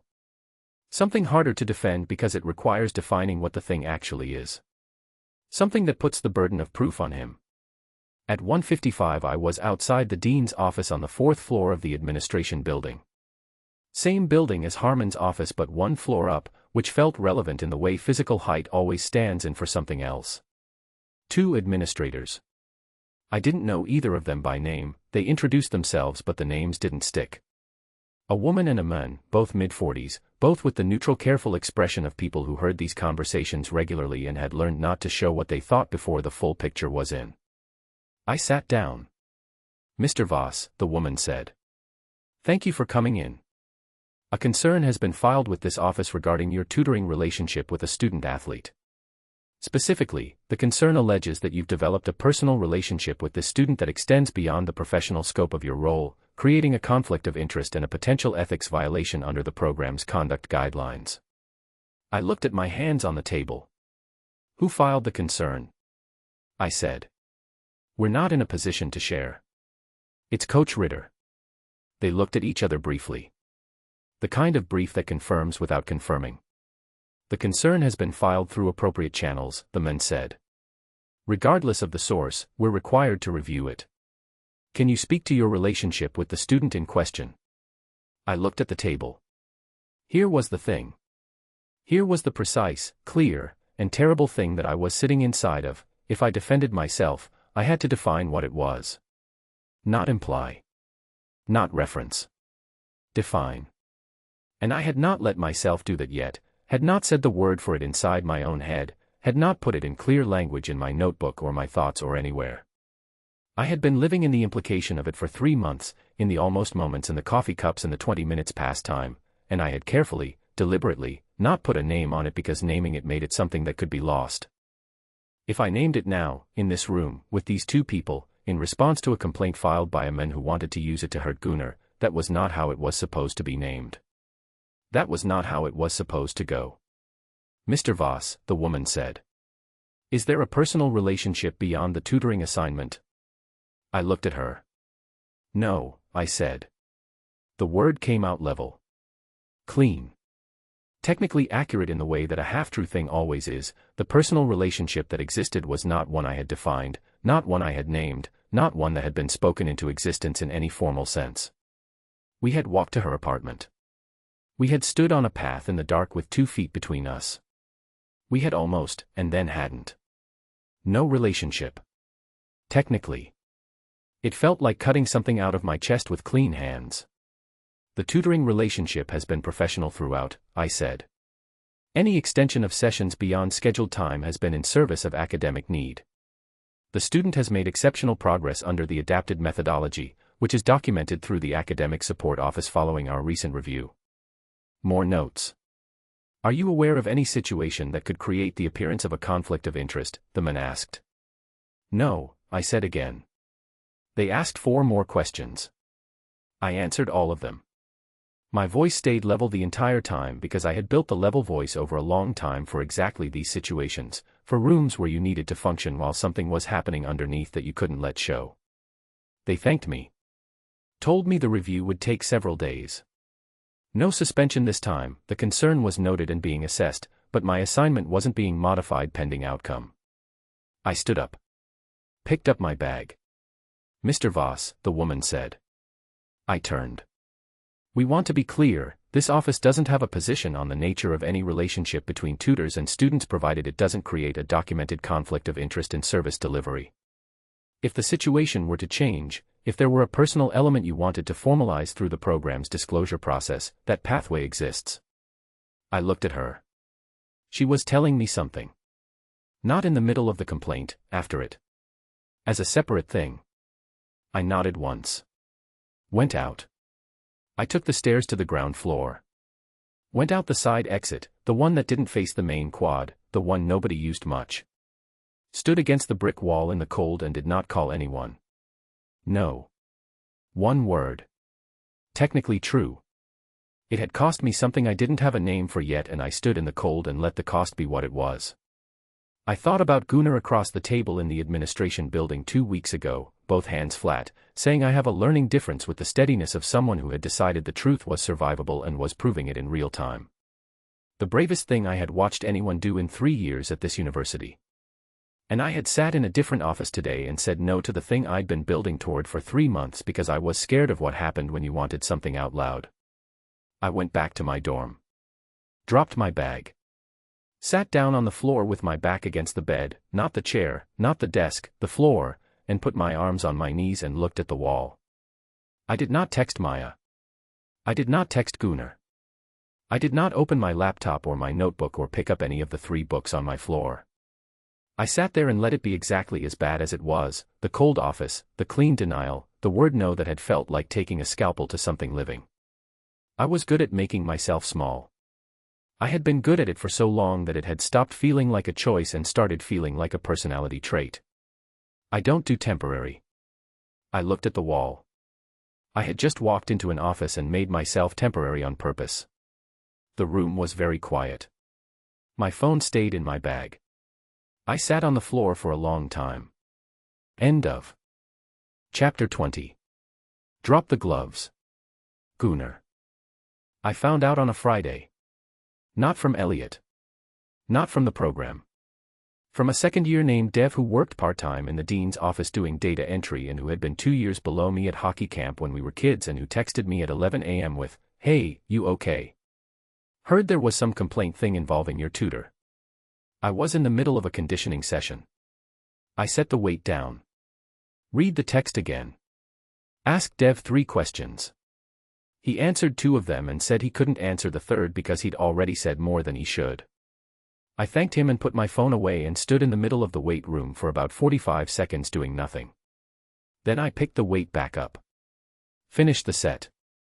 Went through the rest of conditioning on autopilot, the body doing what it had been trained to do while the part of my brain that was not occupied with reps and sets was assembling the picture from the pieces Dev had given me.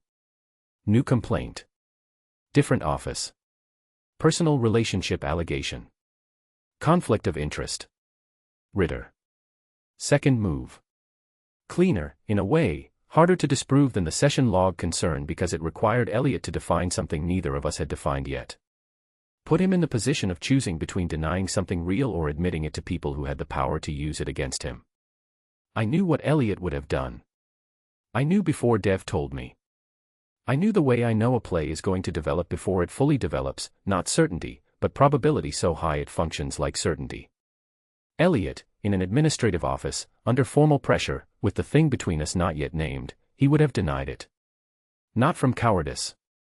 From the same instinct that had made him rebuild my session plan without telling me, that had made him sit through a suspension rather than expose my learning difference without my consent. Protection. Turned inward this time.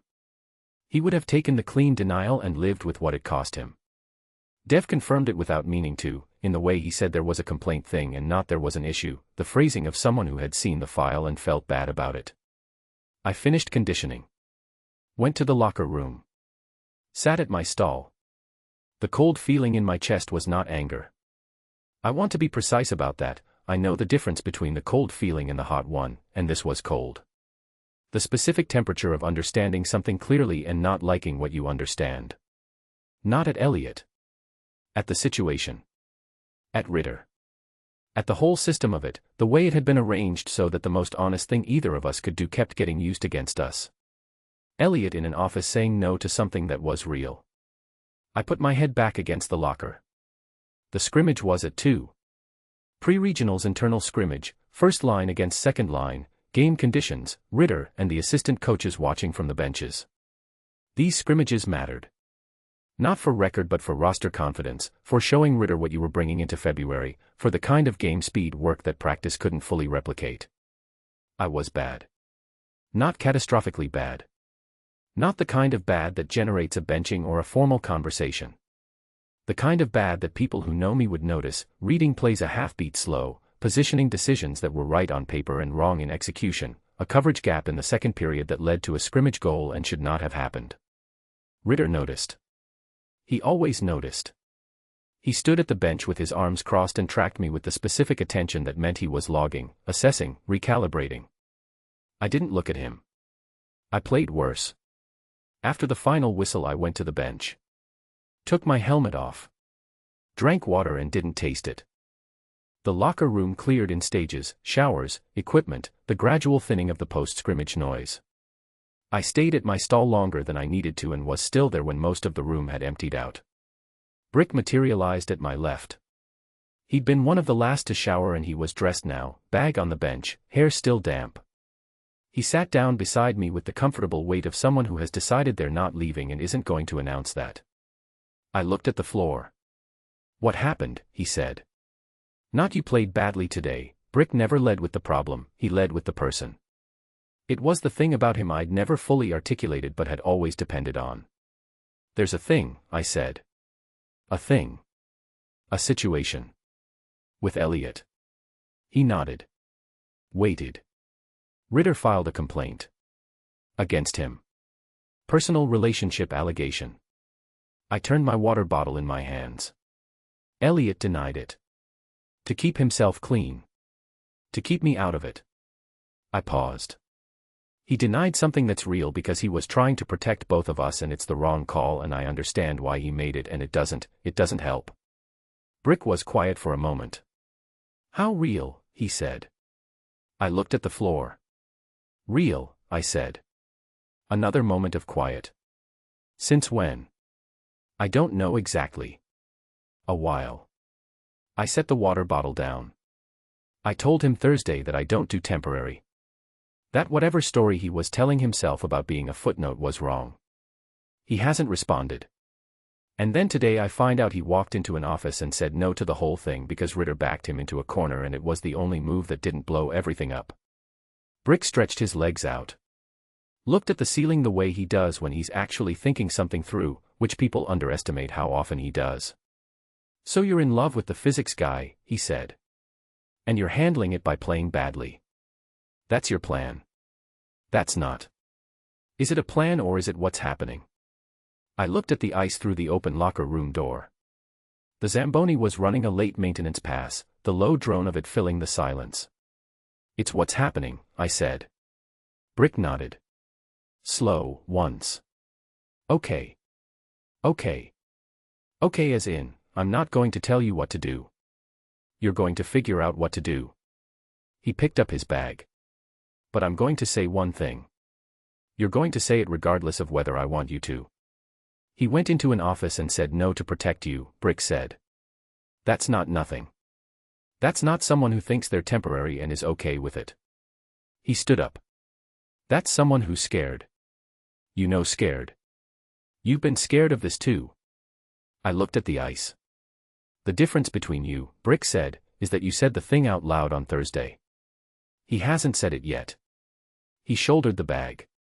So maybe the question isn't what he's feeling. Maybe the question is what's going to make him say it. He walked to the locker room exit.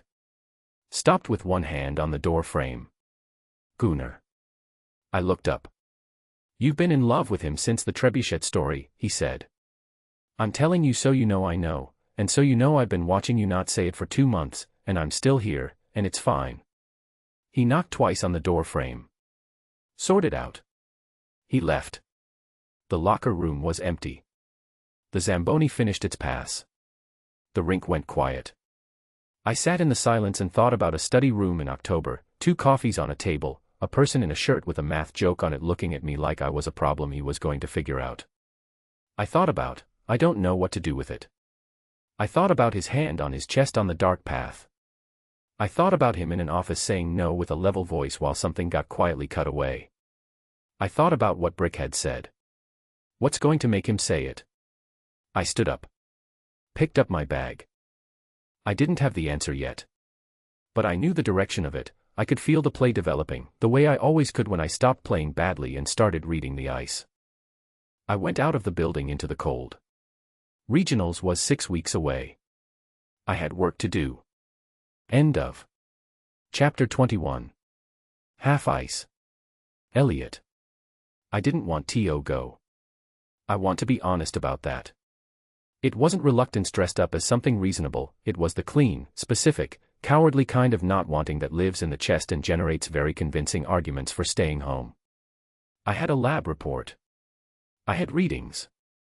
I had the problem set that was due Monday and still needed 2 more hours and a clear head, neither of which I would have at a hockey arena on a Friday night in February. These were real reasons. I believed them completely right up until Maya showed up at my door at 6:15 with her Bears scarf already on. You're going, she said. I have a lab. You've been working on that lab report for 6 days. It's either done or it's not going to be done, and you know which one is true. I looked at her. You can be scared and still show up, she said. Those aren't mutually exclusive. You know that. I'm not scared. Elliot. It's complicated. After the thing with the dean's office and the denial and the... You sat on the floor of your room for 2 hours, she said. You told me about it the next day. You used the word amputating. And now you're going to tell me you're not scared. I looked at the lab report on my desk. You'll regret not going, she said. Quieter. Just the fact of it. Not because of the game. You know why. I did know why.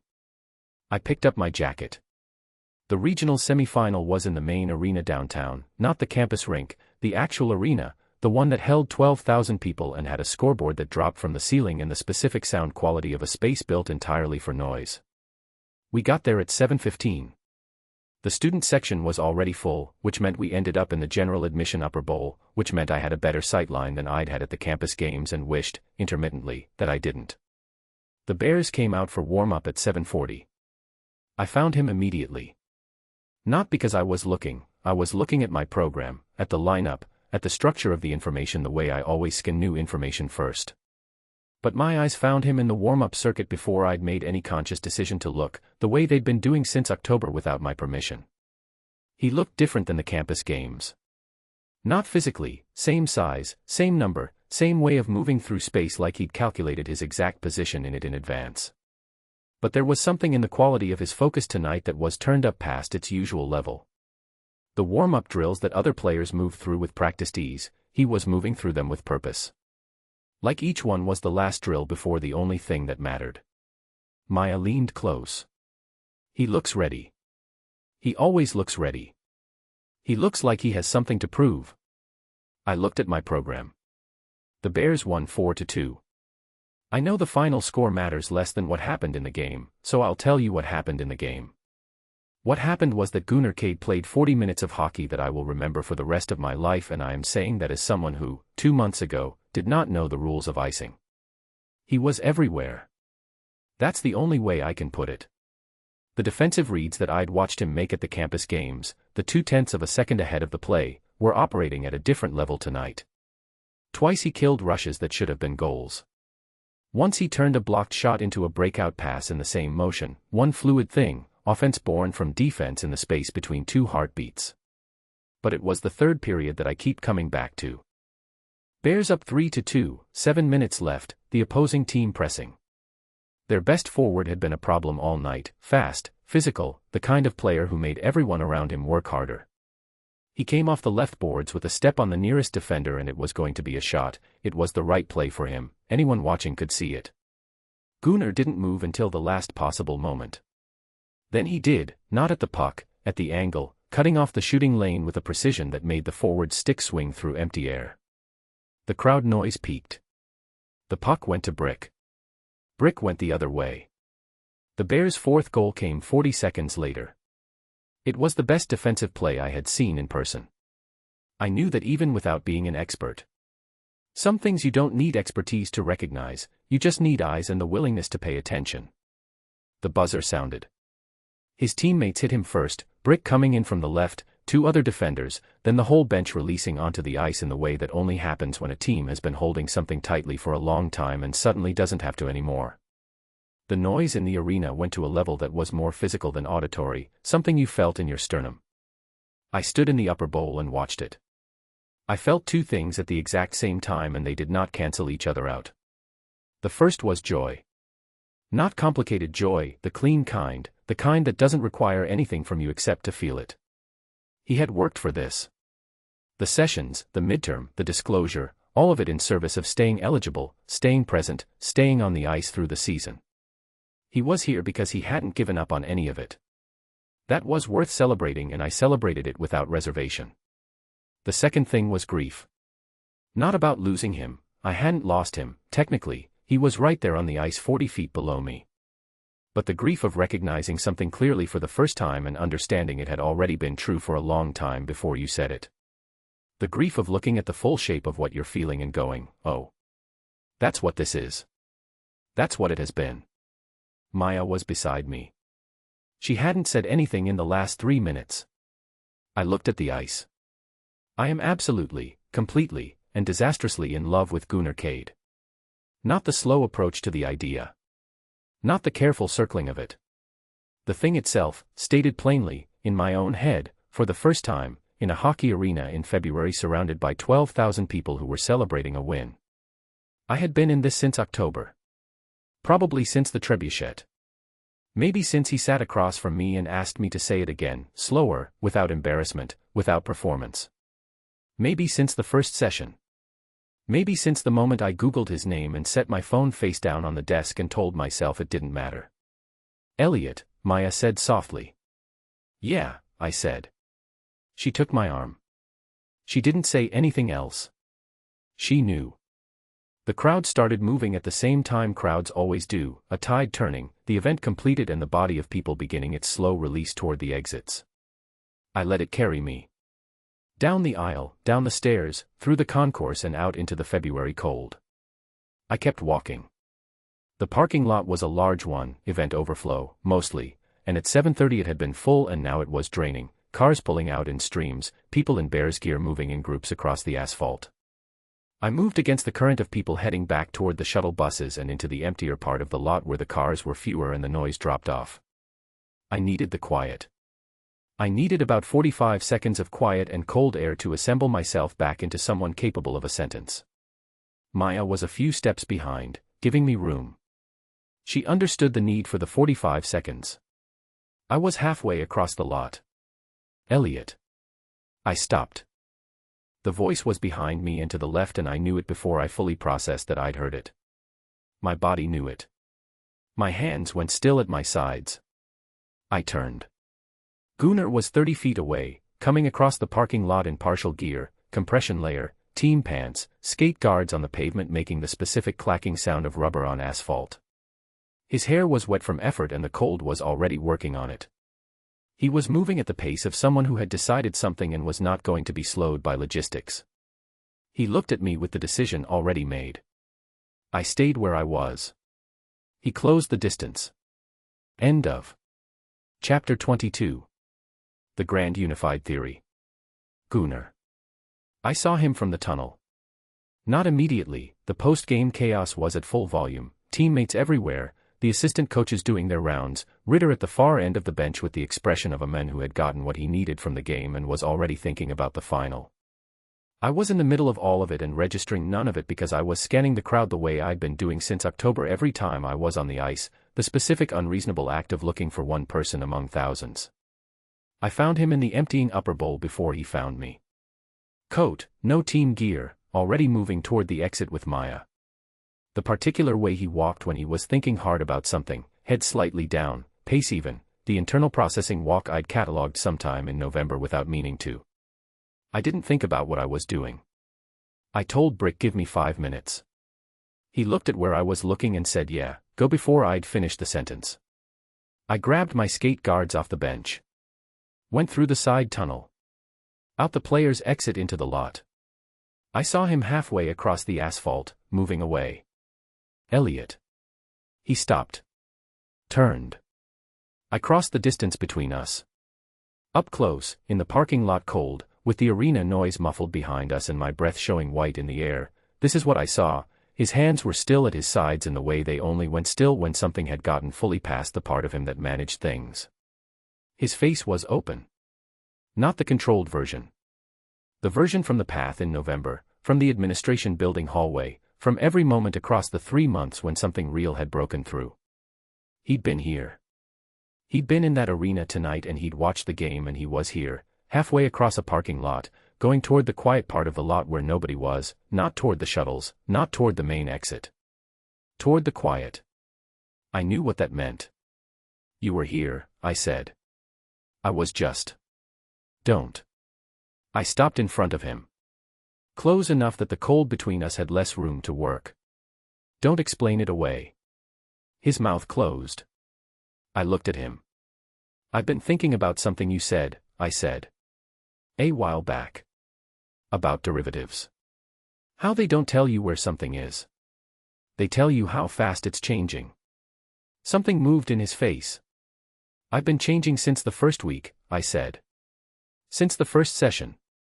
Since you turned around from a whiteboard and explained limits to me like they were something worth caring about and I walked out of that building and couldn't stop thinking about it. I looked at him directly. Not the managed version of direct, the full version, no layer between it and what I actually meant. I should have said it before Thursday. I should have said it before the path in November, before the gathering, before the administration building. I should have said it months ago and I didn't, and that's on me. Gunnar. I'm not temporary, I said. And neither are you.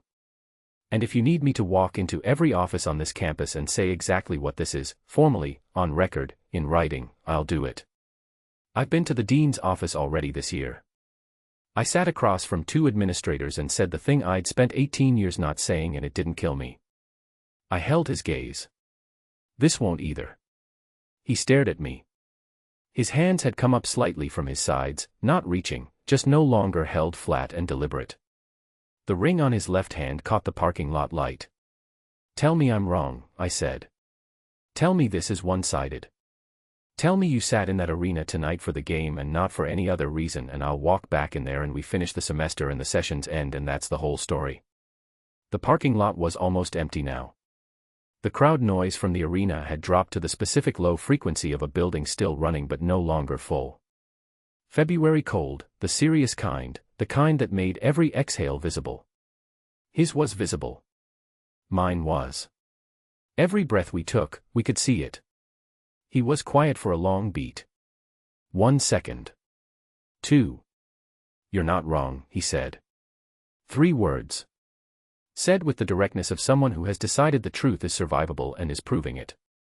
The same directness I'd watched him use in Harmon's office, in the study room, on the path, the version of him that had stopped waiting for the right conditions and just said the thing. I closed the remaining distance. His hand came up to the front of my jersey, the compression layer still damp from the game, and his fingers gripped the fabric and held. Not pulling. Just holding.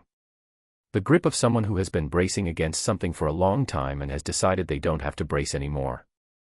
I put my hand against the side of his face. His eyes stayed open. I kissed him. Cold air. His breath warm against my mouth. The sound of the parking lot, one distant car, the wind moving through the lot's perimeter fence, and underneath it the sound of nothing, which was actually everything, which was the sound of 3 months of almost moments arriving at a single point. His hand tightened in my jersey. I felt it, the grip going from holding to something that was past holding, that was choosing, that was the physical fact of someone who had been making themselves small for a long time and had stopped. I pressed my forehead against his when we pulled back. Just for a second. Just to be in the same air. I should have said it in October, I said quietly. You said it now, he said. His voice was rough in a way it almost never was. The careful precision of it dropped entirely, just for that sentence, just for those 3 words, and I understood that this was the version of him that existed when the management was fully off, when the perimeter was down, when it was just the actual person underneath all of it. He was small in my hands in the way that people who take up very little space are small. Not weak, he was the least weak person I'd ever met. Just, contained. Like everything about him had been built into the smallest possible footprint for the longest possible time. I thought about the trebuchet. A 12-year-old with time and an idea and a backyard, building something that launched a pumpkin 200 feet and didn't tell anyone it was impressive because he was too busy being exact about the arm ratio. I thought about the first session. The shirt with the math joke. The voice that said you're late without looking up, flat and unbothered, like my size and reputation and everything people projected onto me were simply not relevant data. I thought about every session after. Every rebuilt plan. Every 2 coffees. Every 20 minutes past time that neither of us called. I should have brought you a coffee the first day, I said. He laughed. The real one, short and unguarded, the one that surprised him slightly every time it happened. Against my chest, into the cold air between us. You barely made it on time the first day, he said. 7 minutes late. Traffic, he said. Dry as chalk. Construction. On which road? I pulled back far enough to look at him. He was looking up at me with the open face, still open, not rebuilding the perimeter, letting it all stay exactly where it had landed. His cheeks were red from the cold. His eyes were the color I had catalogued in study room lighting and dining hall lighting in the dark of a November path, and they were different in parking lot floodlights at 10 p.m. in February, and I was going to need to recalibrate my catalog, which I was not remotely unhappy about. Hey, I said. Hey, he said back. Behind us, from the far end of the lot, Brick's voice, Cade. Media. I didn't look away from Elliot. 5 minutes. Coaches. 5 minutes, Brick. A pause. Then, more quietly, carrying perfectly in the cold, take 6. Elliot's mouth moved. The small smile. The private one, not for anyone watching. Go, he said. I'll find you after. I know. I mean it. He looked at me. Gooner. I know. He straightened the front of his jacket. Go win the regionals final. I'll be there. You'll be there. Obviously. He picked up his bag from where he'd set it down at some point I hadn't tracked. Someone has to time your laps. I shook my head. But I was already smiling when I turned around and headed back toward the arena, the skate guards loud on the asphalt and the cold working at my wet hair and the February night very clear and very bright. Brick was standing at the tunnel entrance with his arms crossed and the grin at full volume. 6 minutes, he said. Shut up, I said. He fell into step beside me. Was it? Yes. Good. Brick. I just want to. It was good, I said. It was very good. We're done talking about it. He clapped me on the shoulder once, hard, the way he did everything, no half measures, and we went back inside. End of Chapter 23. Falling action. Elliot. The regionals final was 3 weeks later. In between, the following things happened, not necessarily in order. Ritter's complaint was reviewed by the dean's office.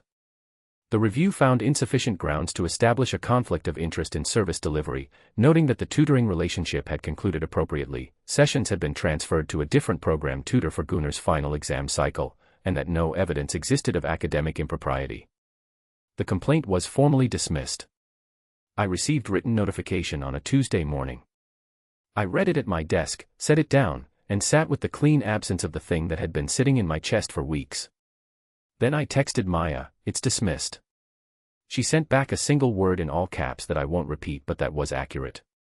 The same week, Harmon called me into the academic support office, not a review meeting, not a formal anything. Just Harmon, sitting across from me with her glasses on the chain and a folder on the desk, looking like someone who wanted to say something she'd been thinking about for a while. "The adapted methodology you used," she said. "The verbal primary, concept first approach. I've been looking at the research you pointed us toward during the review." "Okay," I said carefully. "It's undersupported in the post-secondary STEM literature. There's a gap." She pushed the folder across the desk. "Your academic advisor, Dr. Reeves, reached out to me last week. She'd like to discuss sponsoring an independent study on the topic. If you're interested." I looked at the folder. "This came from Reeves?" I said. "She found your name through the review documentation and looked at your academic record." Harmon folded her hands. "She thinks you have something worth developing." I opened the folder. Research scope. Preliminary bibliography. A note in Reeves's handwriting at the top, "Let's talk." R. I looked at it for a long moment. This was the thing that had come from all of it, from the first session, the rebuilt plan, the suspension, the denial, all of it.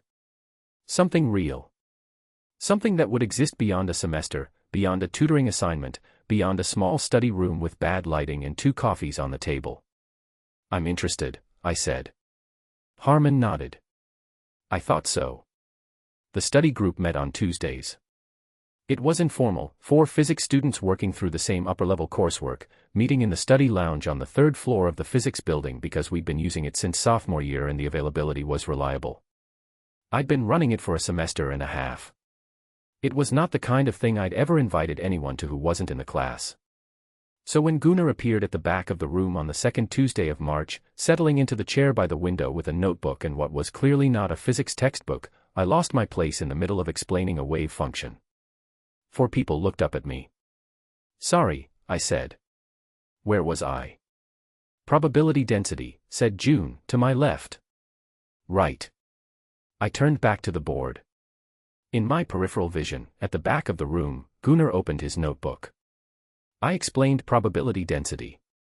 For the next 40 minutes I was aware of him the way you're aware of a change in temperature, not obtrusively, not constantly, but present underneath everything else. Occasionally I caught him in my peripheral vision writing something. Once he looked up and caught me catching him and I turned back to the board faster than was necessary. The group wrapped up at 8. 3 people gathered their things and left.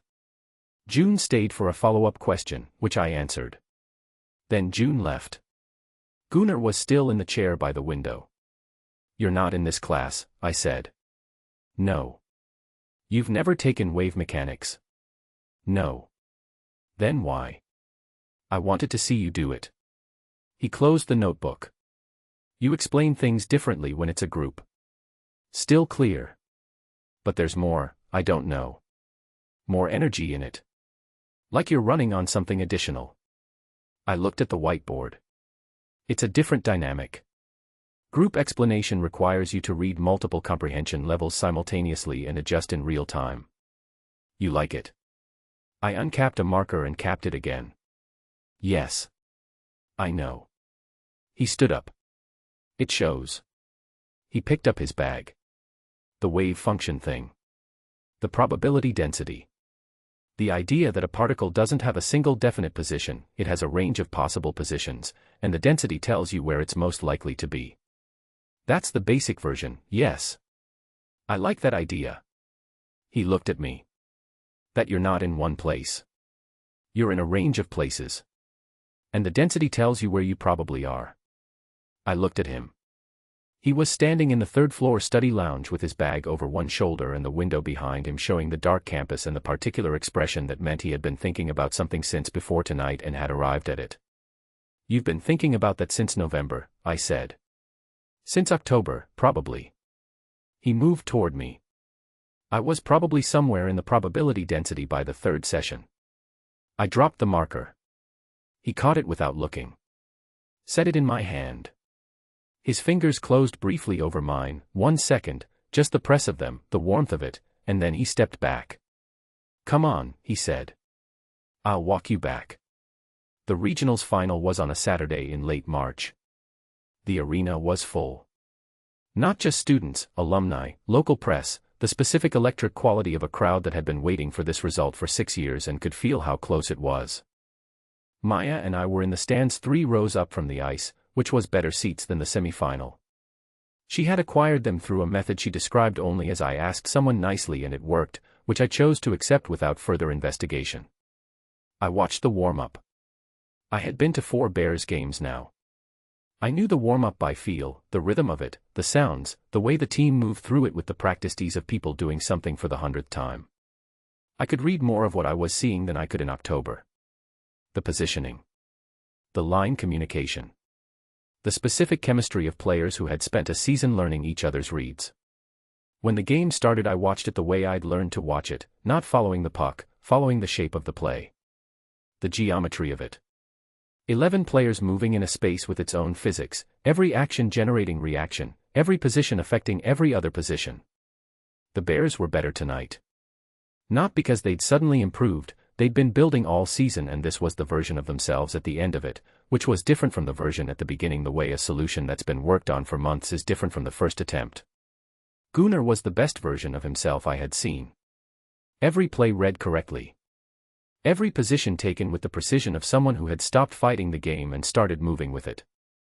In the second period he made a defensive play that got the section to its feet. I was already standing, and I thought about a study room in October in the first session and a formula copied slightly wrong, and the way I'd looked at the gap between what was on the board and what was on his page and understood that something was there that nobody had looked at properly before. He had always been this. The reads, the processing, the pattern recognition, all of it had been running underneath the struggle. The game had always been the place where his brain could do what it was built to do without translation. The Bears won 3-1. The sound of it was enormous. I found myself with both hands pressed briefly over my mouth in a gesture I immediately recognized as pure feeling with no thought attached to it, and I lowered them, and Maya was beside me with her scarf over her face laughing, and the ice below was pandemonium. Brick found the net camera and pointed at it for a full 3 seconds. Soren raised his stick above his head with his eyes closed, which was the most emotional I'd seen him look from a distance.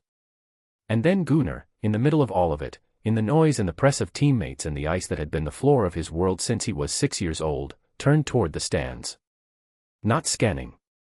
Not performing for the crowd. Looking for something specific. He found me in about 4 seconds. His expression didn't change dramatically. It didn't need to. It was the same one I'd learned across months of sessions, the direct one, the no-layer version, the one that only came out when something real had made it past the perimeter. He raised his chin once. I raised my hand. He turned back to his team and the noise swallowed him up. Go, Maya said, already looking at me. The crowd is still. Elliot.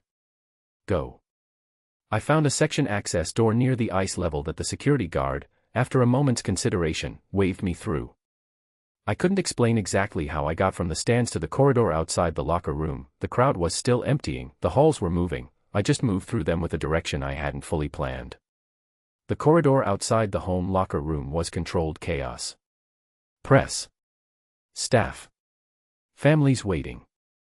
I stood against the wall on the far side of the press group, which was a strange thing to do and also the only option, and waited. 12 minutes later the team started coming out. Brick came out first with his helmet under his arm and spotted me immediately, which was either good instincts or the result of Gunnar having texted him from inside. I was never going to know. He pointed at me with his whole hand and kept walking, which I interpreted as confirmation. Soren came out second. He slowed slightly when he saw me. Something passed across his usually controlled face, not quite guilt, not quite acknowledgement, somewhere between them. He stopped. "Voss," he said. "Soren." He stopped. Started again. The controlled expression doing something more effortful than usual. The thing with Ritter. Earlier in the season. He looked at the wall beside my head, then corrected himself and looked at me. That was mine. I thought I was handling a risk. I was wrong about what the risk actually was. I looked at him. "Okay," I said. "That's it. That's it. It's done." He nodded once. The compression of something being settled. "He's better this semester," Soren said. "On the ice. Off it." "Both." He met my eyes. "You had something to do with that." He walked away before I could respond. I was still processing that when the locker room door opened again and Gunnar came out. He was in street clothes now, the post-game version, the one that meant the night was separating from the professional and becoming something else. He scanned the corridor and found me against the wall in about 2 seconds. He crossed to me without stopping for any of the other people in the corridor who angled toward him with phones and congratulations and the general gravitational pull of a crowd toward the person who has just done something notable. He stopped in front of me. "Hey," I said. "Hey." He was still running warm from the game, the specific heat of someone who has spent 60 minutes of their body's full capacity.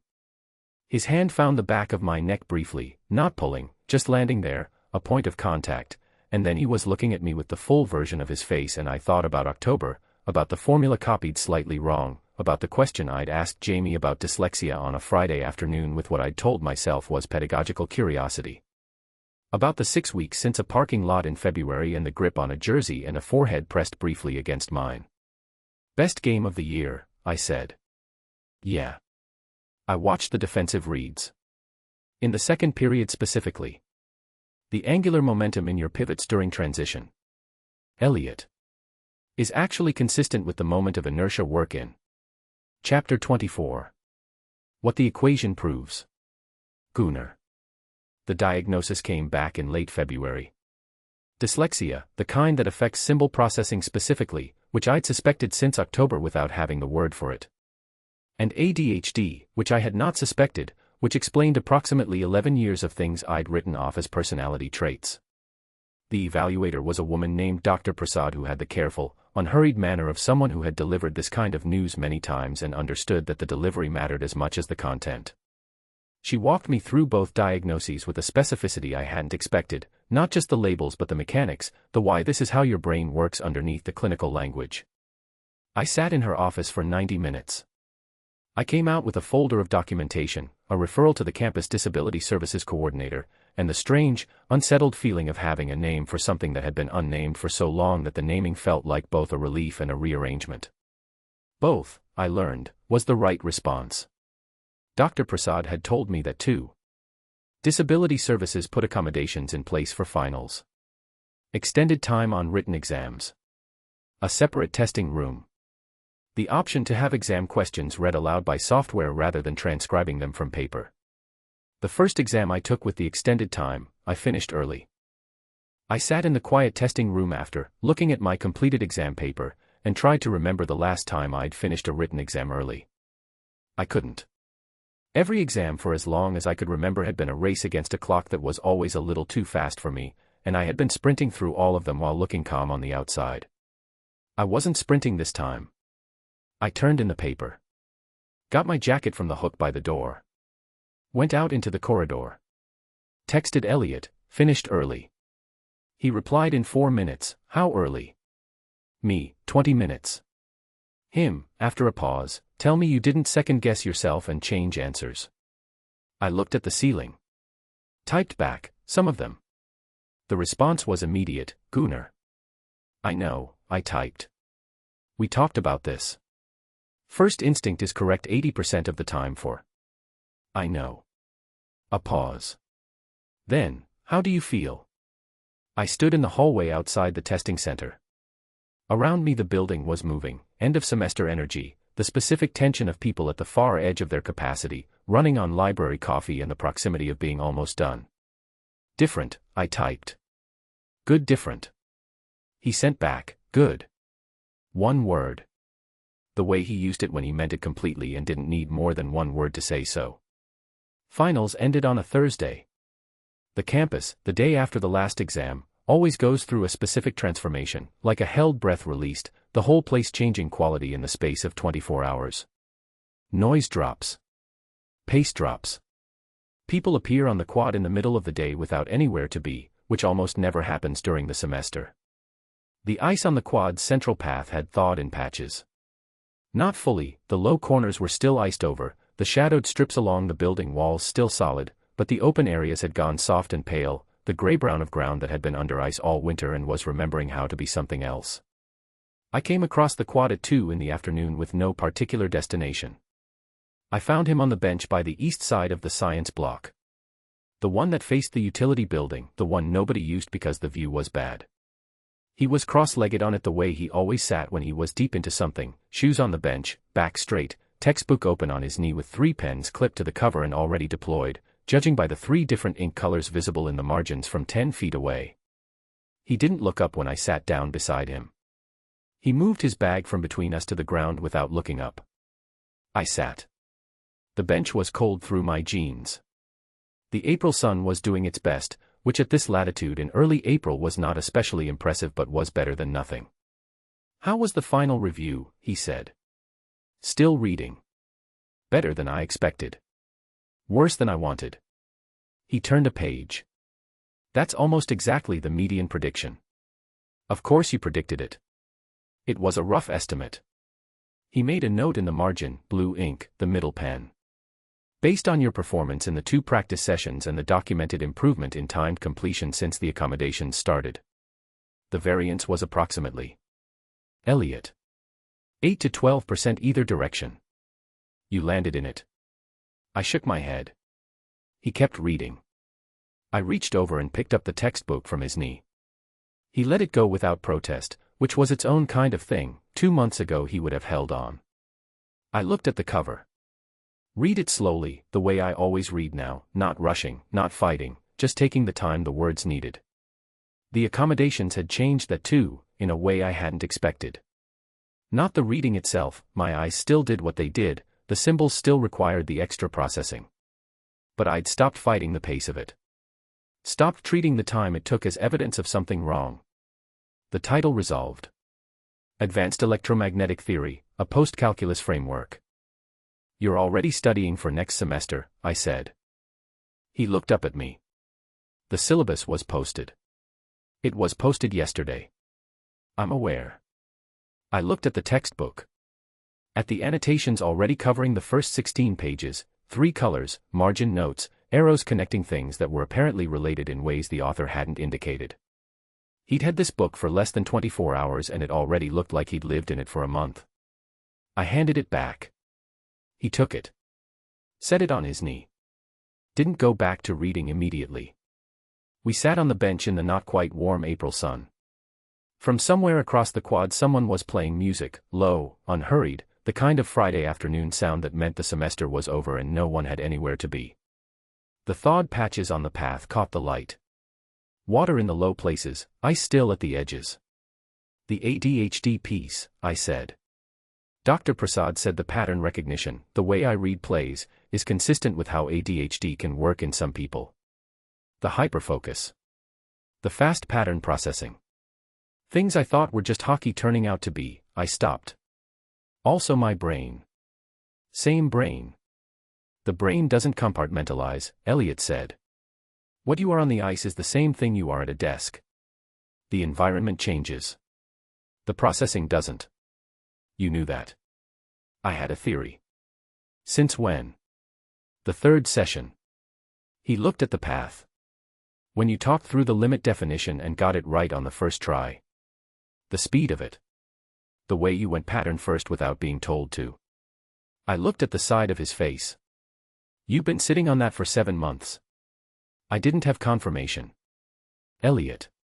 He turned his pen in his hand. I had a theory and I adapted for it and the adaptation worked. That was the relevant part. The relevant part, I said, was that you saw something in me that every teacher and coach for 18 years didn't bother to look for. He was quiet. That's the relevant part, I said. He looked at the quad. At the thawing path and the bad view of the utility building and the nothing special bench that nobody sat on because the view was bad and the angle was wrong and it faced the wrong direction. You found it, I said. In 1 session. With a formula copied wrong and a Friday afternoon and a notebook you labeled session methodology. I labeled it that so it wouldn't. I know why you labeled it that. He was quiet for a moment. It was the right thing to do, he said. Regardless of everything else. The research, what came out of it, the independent study, the paper, it exists because of what I saw in that first session. That would have been worth it even if nothing else had happened. I looked at him. But everything else happened, I said. He looked back at me. The open face. No management, no careful layer, just the version that had been getting more common over the months since February, the version that had decided being known was worth the cost. Yeah, he said. Everything else happened. I shook my head. He saw it and the small smile came, the private one, the one I'd spent months cataloging and now got to see up close, which was better. Which was always better. The music from across the quad shifted to something slower. Hey, I said. Hey. Preseason skate starts next week. I looked at the path. Come. You can time my laps. That's not a real reason to invite me. No, it's not. He looked at me. Looked at the quad. The half-thawed path. The utility building with its bad view. He closed the textbook. What time, he said. End of. Epilogue.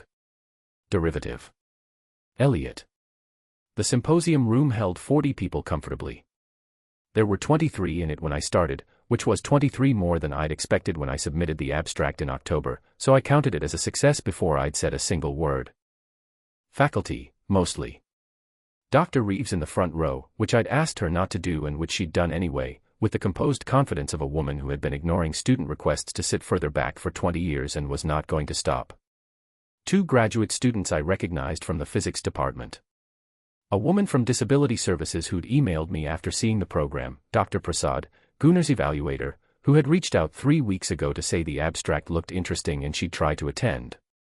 I had not expected her.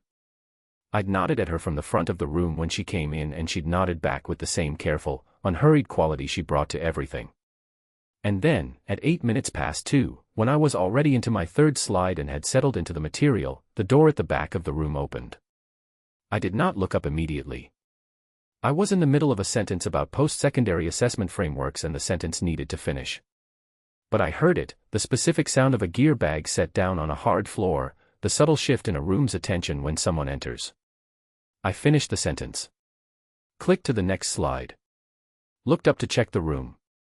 In the back row, still in the compression layer and team hoodie he'd come from practice in, gear bag on the floor at his feet, Gunnar Cade sat with his elbows on his knees and his full attention on me. Not the polite attention of someone attending an obligation. The focused kind. The kind I recognized from the study room, the complete, tracking quality of someone who was following every word and storing it, building the shape of the argument from the pieces as they came. The same attention he gave game film. My train of thought paused. 1 beat. Just the length of finding his eyes and holding them. Then I picked up the thread and kept going. Here is what I thought about, in the parts of my mind that weren't occupied with the presentation, during the remaining 18 minutes. I thought about derivatives. A derivative tells you the rate of change. Not where something is, not the position, not the destination, not the fixed point. Just how fast it's moving at a given moment. The speed of the change. I had measured my own rate of change once, sitting on the floor of a physics lecture hall at 11 p.m., tracing the symbol on the back of my hand with my finger. Trying to understand how I'd gotten from a Tuesday morning tutoring assignment to whatever I was in the middle of. I'd told myself then that I should have seen it coming. That the data was there if I'd been willing to look at it. I was wrong about that. Some things you can't measure in advance because the act of measuring changes the outcome. You can only take the reading after. Look at where you are, look at where you were, calculate the distance, and understand the speed from that. That was the only honest way to do it. The position I'd been in at the start of October, a physics major in a single dorm room, careful and controlled, 3 years of building a life at the exact dimensions I thought I was allowed to take up. Good at things. Invisible by design. Eating granola bars over the sink because I kept forgetting to buy food. The position now, standing in a symposium room presenting research that had come from a tutoring session, that had come from a formula copied slightly wrong, that had come from a person asking to be seen carefully enough that I'd spent a Friday rebuilding everything I knew about how to help someone learn. The distance between those two positions was larger than I'd understood while I was covering it. The speed had been faster than I'd measured. I finished the final slide. Clicked the presentation to the title screen. "I'll take questions," I said. 2 faculty members asked things. I answered both of them with the precision I'd been developing for 8 months, not performed precision, the real kind, the kind that comes from actually knowing the material well enough that the questions don't scare you. Dr. Prasad raised her hand. "The adaptive notation framework you're proposing in Section 3, she said. The move from symbol first to concept first in post-secondary STEM instruction, have you piloted it beyond the single case study?" "I have preliminary data from 3 additional students," I said. "Not enough for statistical significance yet, but the directional results are consistent with the theoretical framework. I'm planning to expand the pilot in the fall semester." She nodded. "I'd be interested in discussing a collaboration. Our office sees a gap in exactly this area." "I'd like that," I said. She wrote something down.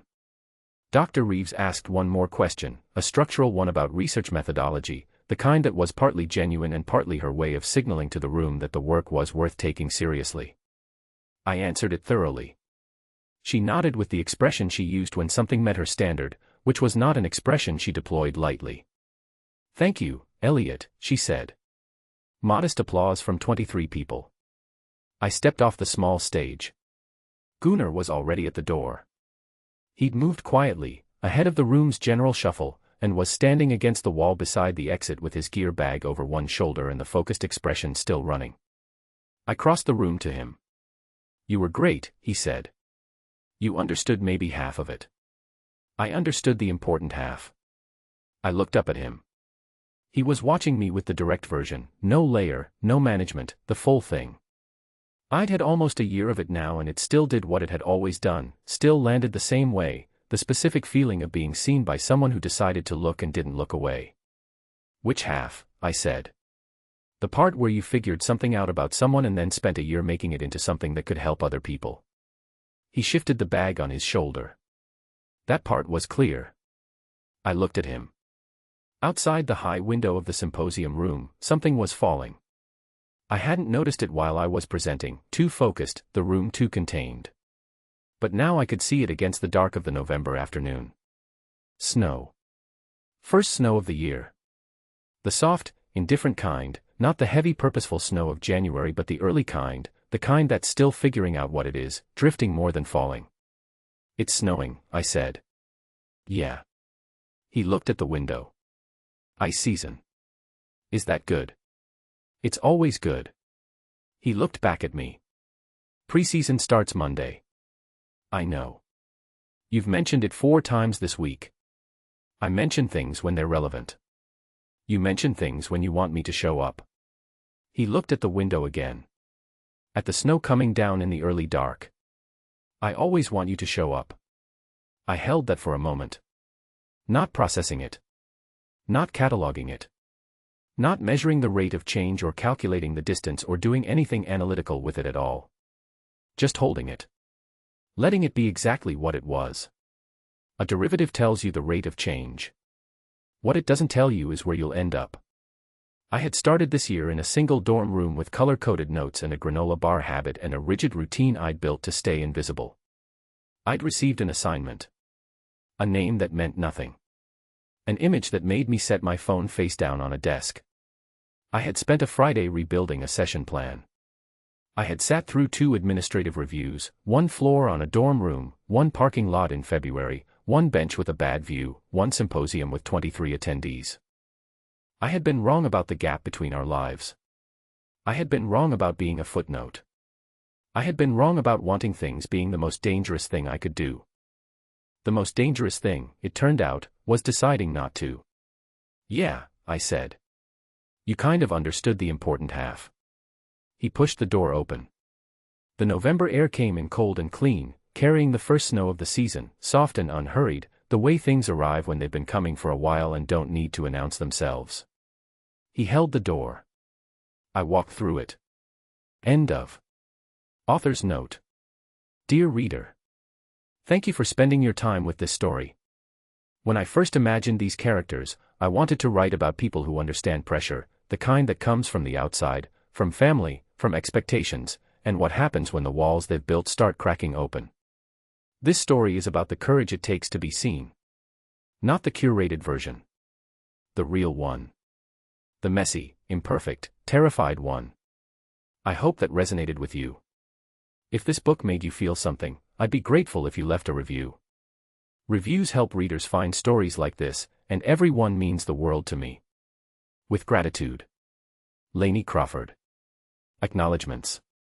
Every book begins with a quiet question. I'm grateful to everyone who helped me find the answer. To my readers, you took a chance on this story, and I couldn't be more thankful. Your messages, your reviews, your enthusiasm, they fuel every late-night writing session.